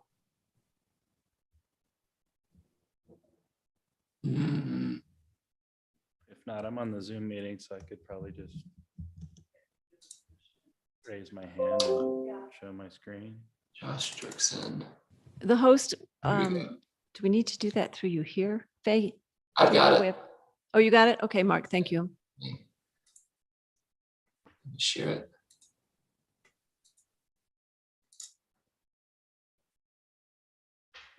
So some of this you guys have already seen.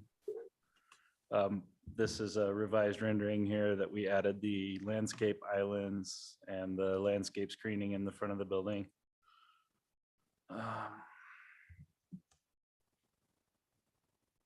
I have control here, or do you need to scroll? I from have there? control. Just tell me to change the page and I will. Yeah, just go ahead and scroll to the next page, sorry. So a lot of these pictures you've already seen in Mark's presentation there, so you can go to the next page. We just used the early guidance from the design review board to update the roof lines, break up those big expanses of wall quite a bit. So we've added some darker colors, added some stone materials, and brought some of those design elements down to the ground per their guidance. So you can go on to the next page. And the next one. So this is a updated plan showing the landscape islands that we've added in the parking lot, which weren't on the original plan Mark showed you. So we've added quite a few there along the front line, and then a couple along the, I guess that would be the left side of the left building there. You can go ahead to the next page, Mark. This is our landscape plan showing those islands and some of the trees and where we're going to have some landscape areas. We added a 5-foot section along the south edge of the parking lot to add more landscaping to kind of screen and buffer the view of the trucks there. And that was again per our guidance from the design review board. So go ahead to the next page. We just wanted to talk a little bit about our sustainability programs. Obviously, Durango's big into sustainability. So we have a box exchange program where customers can leave their old boxes. We facilitate multiple reuses, fuel economy gauges in our trucks. We have a U-Haul car share program. Our packing peanuts are made of 100% biodegradable starch mixture, getting rid of styrofoam that goes into the landfills. Our moving blankets are made from denim and cotton polyester. We have our reuse centers at our storage locations. We offer telecommute programs for some of our employees.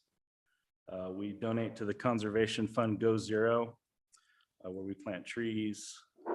And then we try to place our U-Haul dealerships and equipment in neighborhoods where the customers need them, reducing our customers' fuel consumption and CO2 generation when obtaining and returning our equipment. You can go ahead to the next page. This shows some of our reuse centers we offer in our centers. This helps reduce the amount of goods being dumped. We provide centers in which our customers can leave their unwanted but reusable belongings such as furniture for others to take. We've implemented more than 450 reuse centers across the United States and Canada. Annually, the existing reuse centers facilitate residents reusing more than 135,000 household goods, which equates to avoiding 4.6 million pounds of material being dumped into landfills. 720,000 pounds of emissions from municipal waste trucks, which would have been used to transport this material to landfills. Thanks. Our centers are constructed. Sorry. We designate a place in our centers for customers to leave their boxes. I mentioned that before. This allows other customers to reuse those same boxes. We find reuse is better than recycling.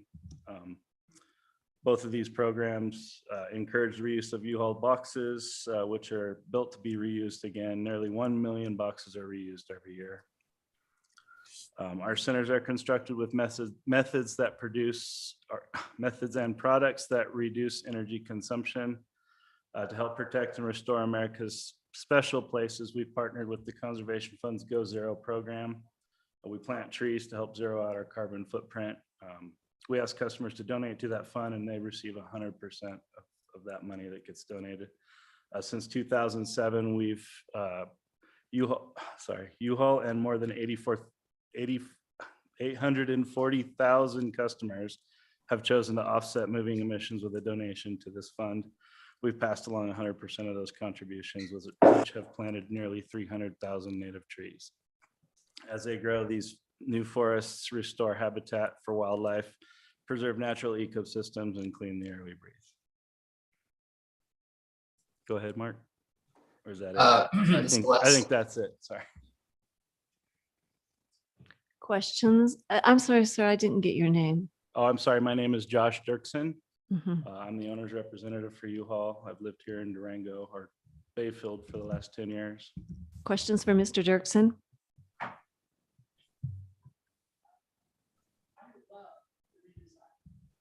So the colors, the changes in heights, the breaking up of the walls. The first time I looked at the proposal, which in our packet, we didn't have the redesign. Sure. And so I was like, oh, this is harsh. It contrasts with what I think should be there. And I'm really impressed with how you changed it and how you shifted it. So I really appreciate that. And then adding also the extra trees. I had one question for you in this little piece of paper that went out. There's a thing where it says they provide good tax revenue. So what kind of tax revenue is being provided by these kind of facilities?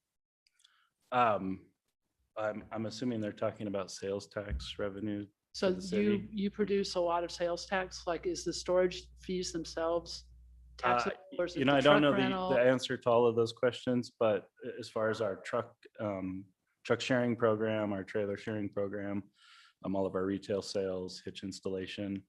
I'm not sure about tax on storage units and how that works. But everything else has sales. Everything tax. else has sales tax, city sales tax and state sales tax. If there are no other questions, do we have a motion? Oh, you have a question? Yeah, I have a question. No. I think it looks like a nice design. Thank you for the presentation as well as staff's presentation. When I look at this property, I was trying to find again, what is the square footage of the property and the square footage of the building footprint? And the most important question, how much is paved of the total in percentage approximately? Is it I mean, if I look at the drawing, almost everything is paved, except for the outside border. Yeah, our civil engineer is on the meeting and he may be able to answer some of those questions a little better, but I believe the main building square footage, building A, we're calling it, is about 31,000 square footprint. Building B is 16.5 approximately. And then, there are some spaces that we're not paving, that we're designating for landscaping, but then, majority of that other property will be paved. And maybe a question for staff. What are can you remind me, is there specific requirements that you have to have so much surface of a property permeable? I'll use the word. Well, permeable. the property includes some of these detention areas. The main one is here. Sorry, I'm not sharing. Yeah, we can't see your screen. There we go.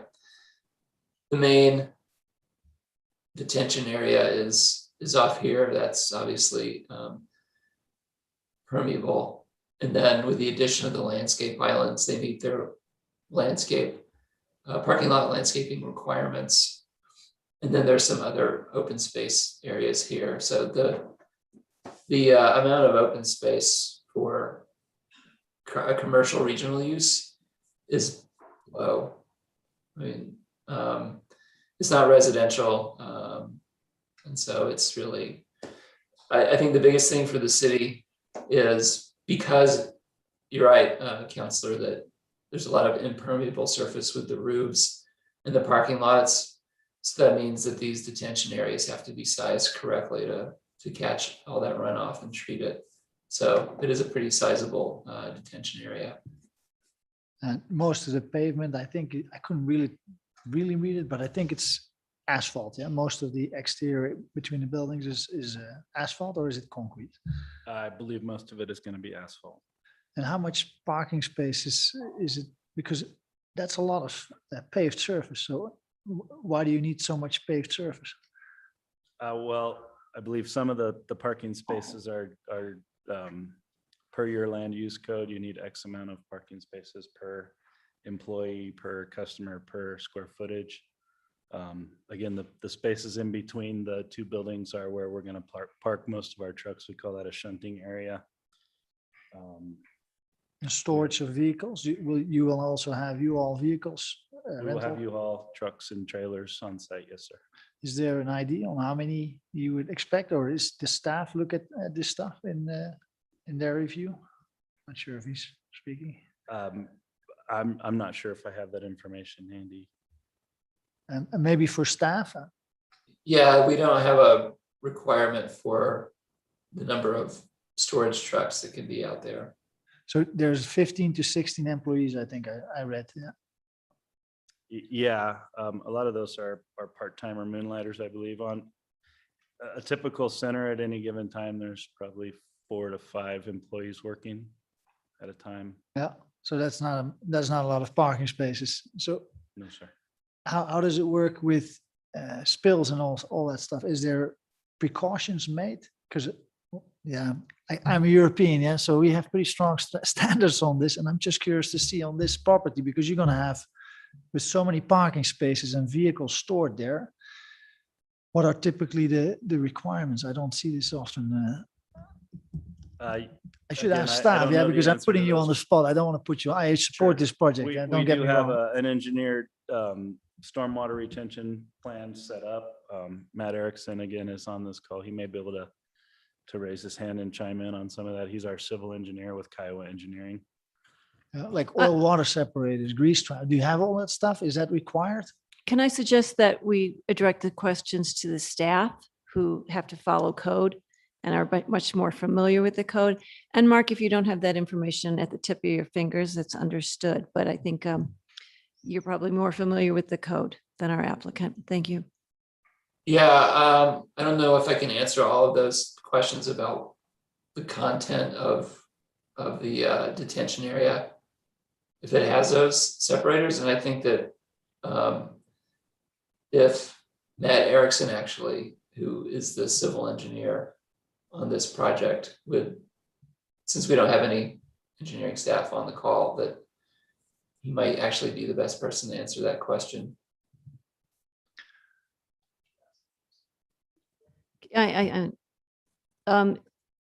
For the host, can you let the civil engineer, who we believe is part of the applicant? I don't have his name. It's Matt Erickson. Matt Erickson. I'm sorry, I couldn't Okay, hear. yeah, I've got him. I'll let him in. Okay. Mr. Erickson, are you able to address some of those questions?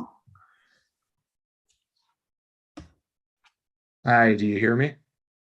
Yes, thank you. Hello? Okay. Yeah, this is Matt Erickson. I'm with Kiowa Engineering.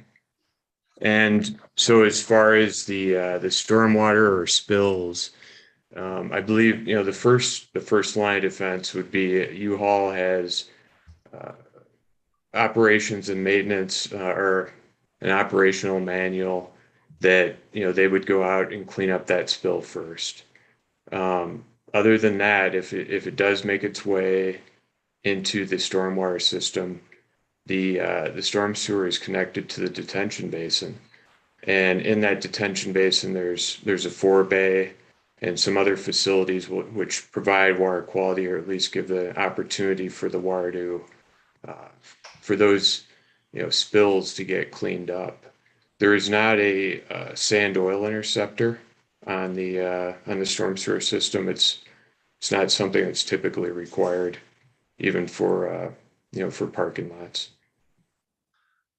Yeah, because in Durango, we don't have too many stringent requirements for environmental protection, I guess, because this kind of design in other countries would not be so easy by the footprint of covering the surface to protection of environment, spills and so on. Anyway, if this is according to code and accord, staff should have done the review and you're the engineer, and I think it's a good project as long as it meets those requirements. Thank you for the clarifications. And also, I just did want to also clarify, not only will you have employees, but you'll have users coming and going. Yes, ma'am. So, I mean, that's to say only 4 people coming into the building on a regular basis is a low estimate. You'll have a variety of people needing parking.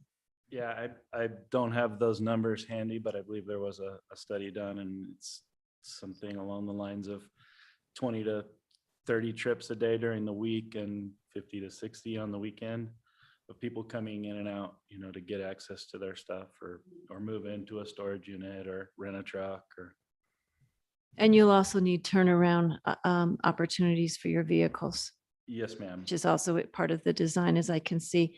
And I also believe, I know that Allison isn't here with the Public Works, but what I've learned through the IAB is any new development like this does have to address stormwater management. So Absolutely. I'm assuming you've gone through that process with that. So I do want to address that as well. We do look at it. It may not be as stringent as other countries, but there is an addressing of stormwater management. Absolutely. I'll just chime in. Thank you for the presentation and for the proposal. I too really appreciate the changes to the design. It looks like it will fit much better in the area, and I'm with those changes, I'm much more excited about it. Also, as we consider the potential housing developments that are going in very near, I think that this could be handy and probably likely well used by many of those residents. So that's great news, as well as the rest of the community, but helpful to have it so near. So thank you. Yes, ma'am. Thank you. And one more thing before we call for a vote, I just want to acknowledge your company's contribution to sustainability and reuse. We often say, refuse and then reuse and then recycle. So we all need packing boxes when we're moving, and I appreciate the effort you make to have that and your commitment to reducing the carbon footprint through also just proactive planting of trees. Thank you. Yes, ma'am. Thank you. You're welcome. Is there a motion? Matt, can you put the motion up on the screen? Or Mark, excuse me. Yes. Oh, Matt, I'm there. I found it. I will move to approve the proposed U-Haul preliminary plan development with the findings in the staff report and as adopted during the public hearing process, and direct the applicant to submit the final plan for review. Second. Is there any more discussion? Let's have that vote. Counselor Baxter, Yes. Counselor Beal, Yes. Counselor Bosman's, Yes. Mayor Pro Tem Youssef. Yes. And Mayor Noseworthy. Yes. Thank you. Thank you. You guys have a great night. You too, and thank you for bearing with us through the evening. Next item is general business items 13.1. Discussion and possible action on recommendation allocation of lodgers tax. Council determination funds. Scott, thank you. And sorry, city manager, did you want to do an introduction? Just going to say, just so we can have one more heavy item before we wrap these 2 days up, we thought it would be a perfect time. But in all seriousness, really excited on Scott leading the team and coming up with some of these ideas for the council consideration. I know it's something that the council has asked for on some recommendations, so I will pass it on to Scott. Thank you, City Manager Madrigal, Mayor Noseworthy, members of council.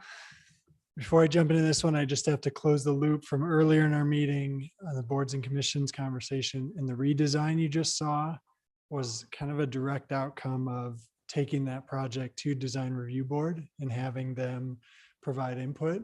And so I think what you pointed out, kind of that tension or that balance of streamlining things, but also making sure we're getting that community input and direction is something we're going to work through, and that other team that's working on that effort is trying to find the sweet spot there. But I just wanted to give credit to Design Review Board because you saw the improvements to that project from their input, and those are architects, those are designers that know Durango, care about these types of projects. So just had to point that out.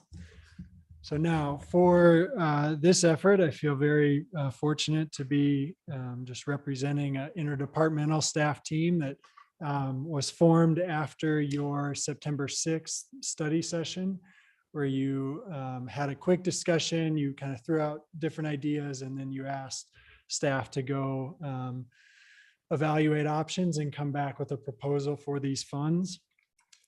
So we've done a detailed analysis of your conversation at that study session, and we have a perfect proposal for you that directly addresses everyone's comments. So yeah, if we can take a motion to approve right now. No. But we did go back, we listened to that conversation. We very much tried to draw out the themes, the points of emphasis, and touch on the different things that were brought up during that conversation. So just as a refresher, the lodgers tax policy that was adopted in early 22 by this council included this language about the council determination funds. So in this allocation, it can be used for any of the above purposes, which was, marketing, transportation, arts and culture. So I was referencing those. It can be used for any of those above purposes or other purposes related to the impacts of tourism. So that's really what we were going off of. We were making sure all of the recommended initiatives fit within that. We spent a lot of time with finance in the budget office just to make sure we were working with correct numbers.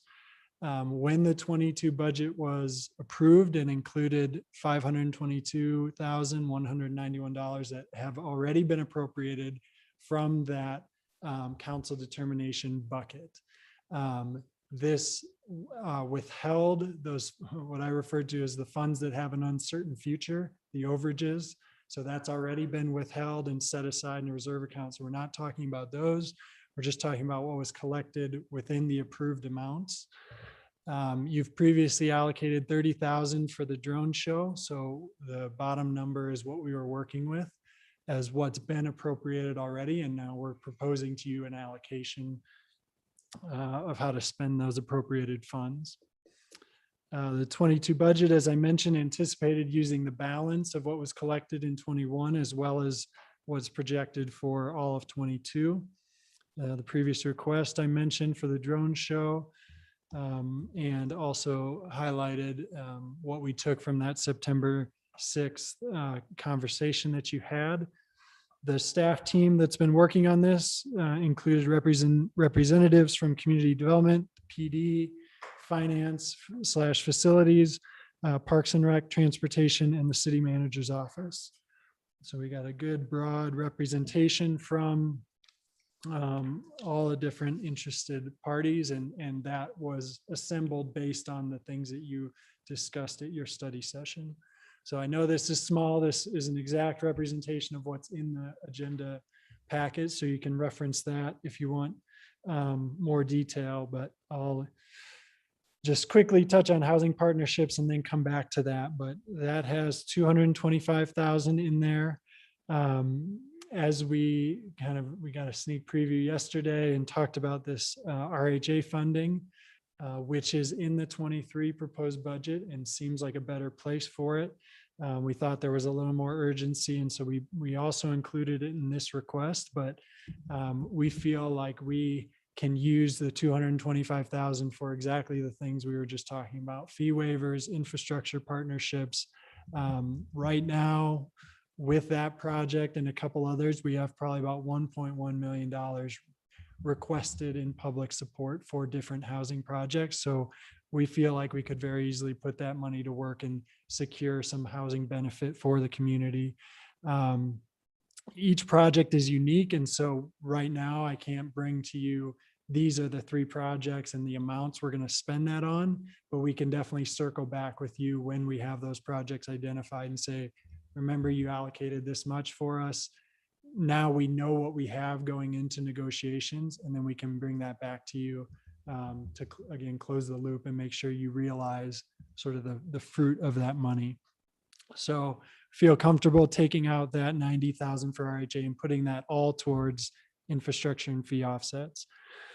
We also have PD, 17,000 for e-bikes to give them the ability to expand their community policing model and get to hard to reach places. We have a number of park safety enhancements, primarily security cameras, to improve safety at some of our high use Parks and Rec facilities, rec center, skate park, and some other very popular park facilities. We've included designs for restrooms in 2 parks, Schneider Park to be possibly built in conjunction with the new pickleball courts, and then Buckley Park. Once we figure out the deal to secure that for the city, we'll be prepared to add that amenity, that very needed amenity, to Buckley Park. Obviously a popular locals and tourist amenity. We have a request from Parks and Rec for new ice skates. And that was something that's in the 23 budget, but Terry has expressed a desire to get that now while the ice rink's up and running. So to bump that up in priority. That's a facility that sees a lot of use, again, from locals, but also tourists, and is marketed as a tourist draw for the community. So it has a relationship to tourism. River Trail and Parks enhancements came up a lot in your conversation at study session. So we've looked at benches and tables in a variety of parks facilities, but emphasizing the River Trail corridor and cleaning that up. We haven't talked about this in detail, but possibly having a little plaque or signage saying this is lodgers tax dollars put to work for the community, to highlight this is how that revenue is being used for the community benefit. Could be a pretty easy addition to those new benches and parks, and maybe some of these other programs. And 2 transportation related programs are included. A downtown employee parking program to pilot how we can better utilize and direct downtown employees to the sort of less convenient spaces and free those up for customers. Sarah has some ideas about how to do that.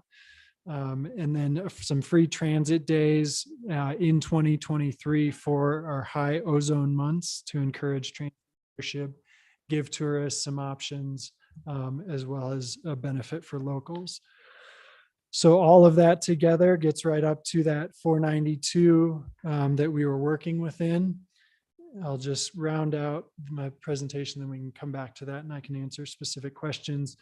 We did provide you some kind of findings to make sure you're comfortable that this meets the intent of the ballot language in that lodgers tax policy, to show that the initiatives that are being recommended do relate to the impacts of tourism. I tried to touch on those as I was going through them, but I'm happy to flesh that out more if it would be helpful. And then lastly, just to kind of build on the momentum and the theme of budgeting for outcomes, this chart shows how multiple strategic plan objectives will be met by this proposal.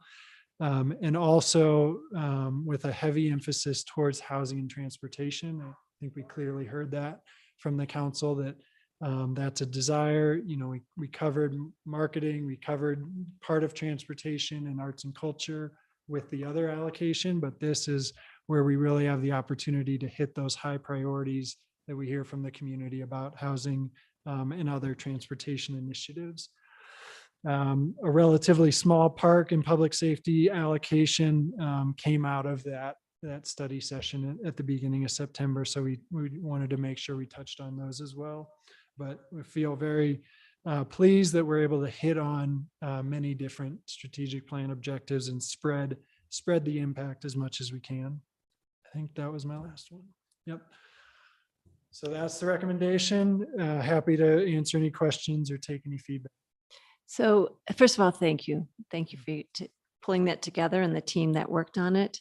Are you needing a decision tonight, a vote tonight on the use of these funds so they can be put to work? We would like, by motion, That's what I approve thought. the allocation so that we can start going on these, get much of this work done before the end of the year. You'll start spending that money soon within this year.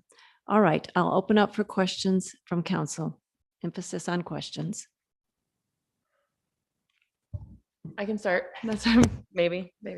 I love the presentation. I love that you listened and the group working on this, like really listened to that study session, because it honestly does encapsulate pretty much everything we talked about, which is pretty amazing that you could get it all in there.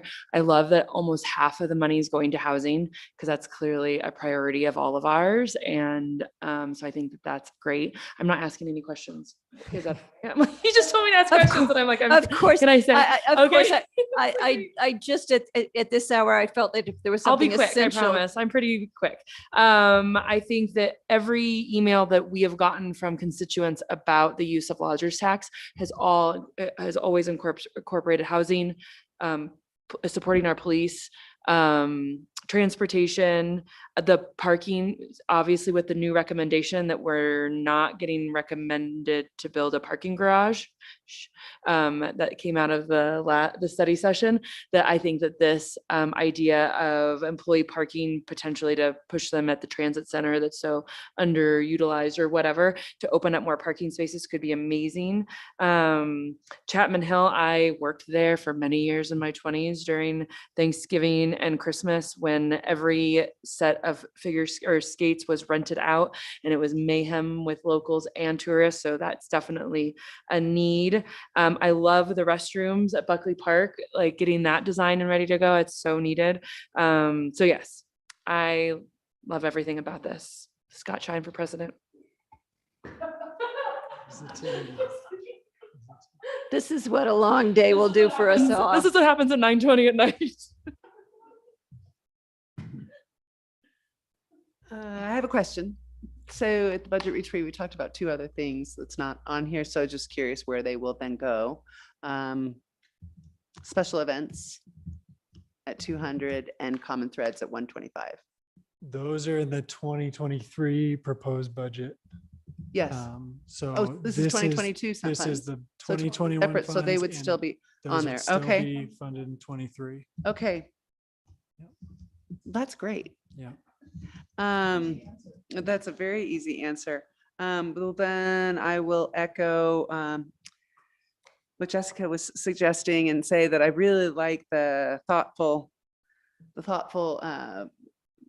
pulling together of many different opportunities to enhance our quality of life, our safety and housing initiatives. I think it's really great to pull all these in. I really like the recommendation you guys are bringing forward. And I think it's very thoughtful. It would be, I think it's well done. I support it. I like it. Thank you. Oh, go ahead.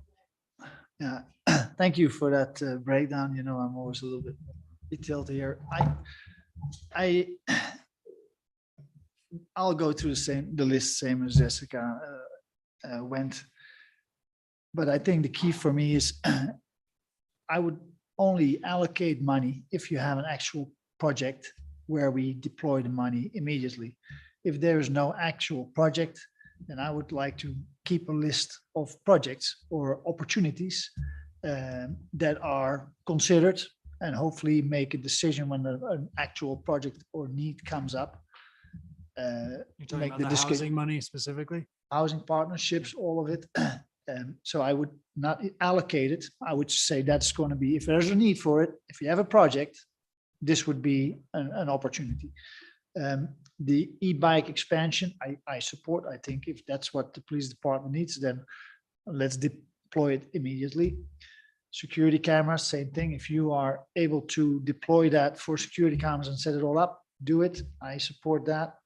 The new restrooms at Schneider Park, I don't have a problem with. I think that's also a good one if it fits with the vision and the design that covers that area. So again, there we lose some time. Chapman Ice Rink, I say support it. I think that's a very popular and well-working place. The benches and tables in river trails and parks, I also support that if that needs to be done when you have the project. The parking program, I didn't look at that one too well, so I don't have an opinion on that one. The ozone-free transit initiative, what are the ozone levels? Do you measure it? Why is it $100,000? Is it going to help a person that's going to take a transit to stand outside for half an hour in a high ozone day before he goes inside and be exposed to a higher, in a way, it is counterproductive to the intention of having a safer environment. And this is just my first thought. I'm thinking about this for 5 minutes. So do you measure ozone? How often do you measure? Where do you measure? How many days do we have? I mean, it requires a whole study, and I don't want to spend $100,000 on a study. Yeah, it's not for a study. It's for fare, Yeah, to I cover understand. fares for free transit. I believe, and I don't know the details of this from Sarah, but I believe this is a statewide program that deals with summer months that have high ozone that's related to vehicle emissions from single occupancy vehicles, and trying to get ahead of and lessen those emissions from single occupancy vehicles by encouraging transit ridership. But that's, they do measure ozone. I can answer that. I don't know the details of it. I will add, just to answer your question, to add to Scott's, is that it was an initiative this summer that when I came out of the transit multimodal activities, and we saw increased ridership through the transit service when it was provided free for a month. And it was the usage. And so we're not calling it to reiterate for a study. It's to probably continue that practice, because at this year, I think it was funded. There was some funding available statewide, but it may not be available in the coming years. And I think Sarah said the average is about 25,000 a month. So this could cover four months of fare for free ridership for the community. So there's a lot of things thrown here together. One is it to reduce ozone? Is it to help people be less exposed to ozone? And I haven't even thought about this whole topic. So for me, this brings up a lot of questions. The first one is how often do you measure ozone and where do you measure it? It's a state program that we did. So if you go and look Google it, it'll pop up. Yeah, and I still have the same question. So this is my feedback on the proposal, and I understand you don't. Other info, if that'd be helpful. My feedback. Moving on. Do you have feedback? I do have a question. It's an assumption, but I don't want to do that. On the bathrooms, they will be properly designed for ADA accessibility and ability to open those doors, because some of ours may be ADA, have been ADA accessible, but very too heavy to open. We've had to reinstall. So I'm just making that point, asking the question and looking for shaking of heads that that will be the case. Nodding of heads. Nodding. Yes, thank you. Since we're doing that, I appreciate your efforts. I don't have any issue with allocating the money for housing so they know they have it and they can put it to use and can be looking for those opportunities. I'll also say that I think the transit is a great way to take something that we know last year was successful. We do not have secure funding for that. And if we can get our tourists in the summer riding transit, we're going to improve the quality of life for everyone. And in the measurement, I want to say is the ozone, when it's part of this strategy, it's not really like the hole in the ozone or things like that. It's really issues of air quality, issues of what we're contributing during the summer with gas emissions being a higher rate. So I'm not the scientist, but I do know the state measures that. Everything else, I appreciate the effort you put into really reaching out in all ways. And I do believe we can show that the tax dollars are put to use. And finally, I do appreciate the significant emphasis that was placed on transit and housing. Thank you. This is great. I love the working together aspect, and everybody's over there smiling and they're all happy. So I think it's great. I really appreciate that we have in the 2023 budget the money for the RHA, because that frees this up, because that will be the RHA's request is for budgeting for 2023. And I appreciate that you were trying to make sure that if we needed it now, it was available to us.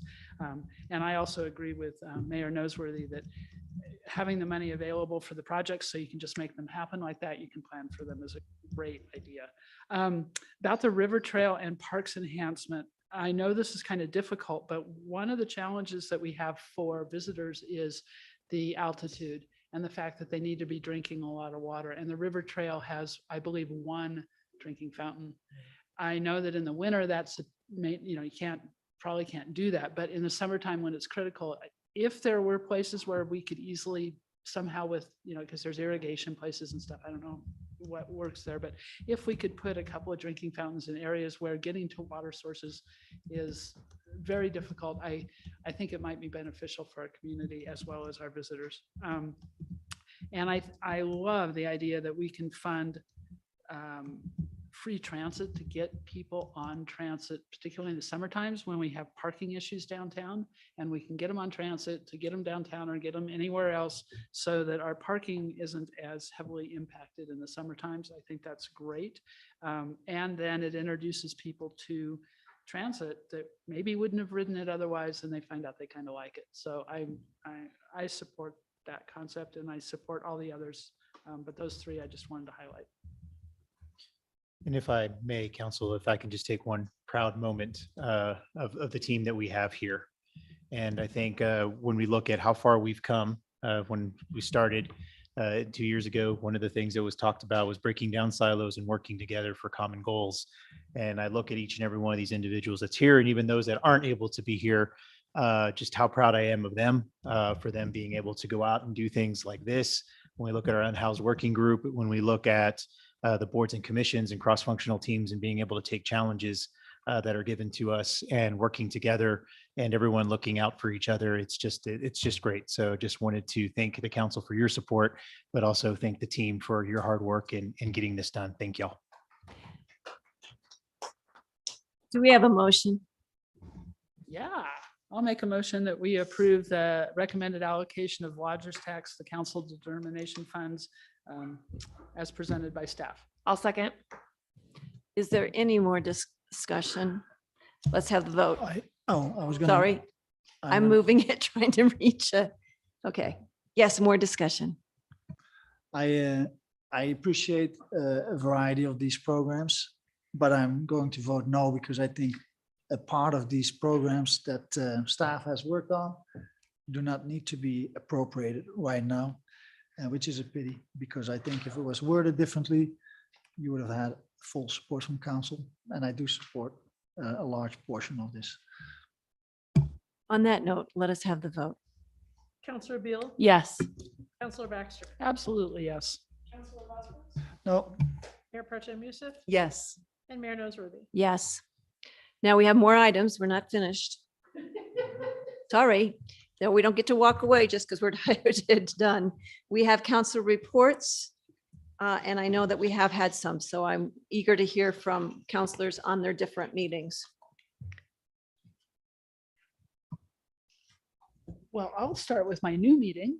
I don't know if you want, go ahead. No, I seriously. Okay, so I went to, as a liaison, my first Parks and Rec Board meeting. It was wonderful. I love that group of people. The energy there is tremendous. And we talked about several things. One, they did a new selection of chair and vice chair for our boards and commissions, new guidelines, which was awesome. We talked about the redesign. So the Natural Lands Board got this presentation earlier in the summer, but there was a whole redesign of the Half Ridge Trail in Horse Gulch so that it's environmentally sustainable, as well as a very rideable trail. And that also led into the conversation about buying that piece of property up there that we approved I believe it was last meeting, and the benefits of that. There was an update on the unhoused and how it affects our parks as well as our open space. There were all sorts of conversations about the river trail and its upgrade. We were all really excited because about half of us had ridden our bikes on the new section behind the high school. So that was really cool. We talked about pickleball briefly. And that was really the conversation. Other Oh, counselor? One thing, I do want to say one thing. So Turi did this wonderful list. The board had requested it, of partnerships that the Parks and Recreation Department has with community groups.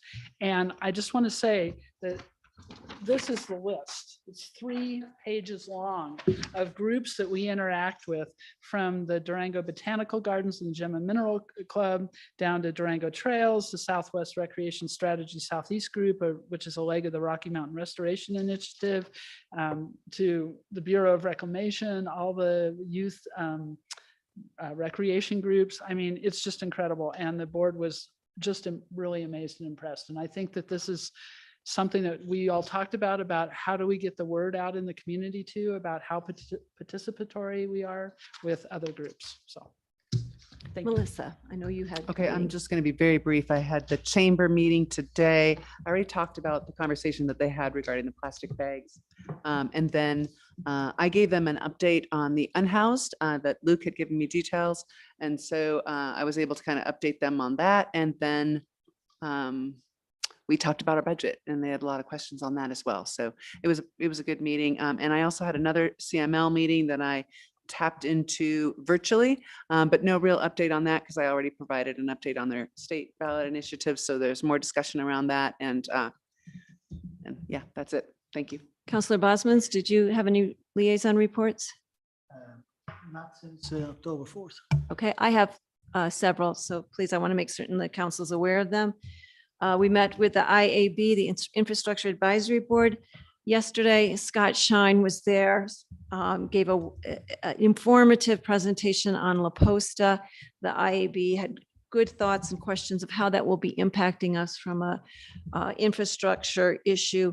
On the rate study, this is a great example of the working group from the IAB. We had Mr. Simpson serve with the staff and others on writing the RFP and thinking about it, and the review of coming back with the recommendations. So we have hired Wilden to do that rate study.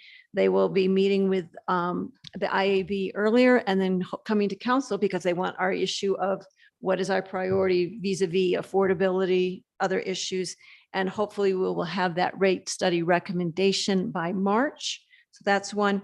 We had a very interesting discussion of the Lake Night Horse pipeline, and I don't want to get it all wrong, but there were some other opportunities that were raised as a result of possibly building that pipeline, which have to do with making untreated water available, particularly for irrigation. So I see Jared shaking his head yes and nodding. So I do want to let you know that there's more coming. And when we have that discussion through the reconciliation, I'm asked that they share that information. I was not aware of it.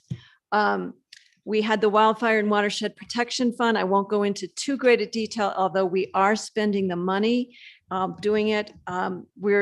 They have asked to come to the county and the city at our joint meeting in January, and I'd like to make certain that you support having them come and give this great report.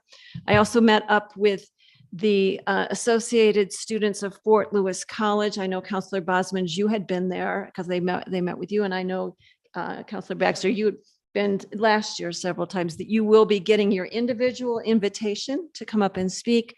Housing, my goodness, the stories they told of trying to be an adult student, 25, 30, 40-year-old student, and finding housing in the community is very tough. So you will hear that.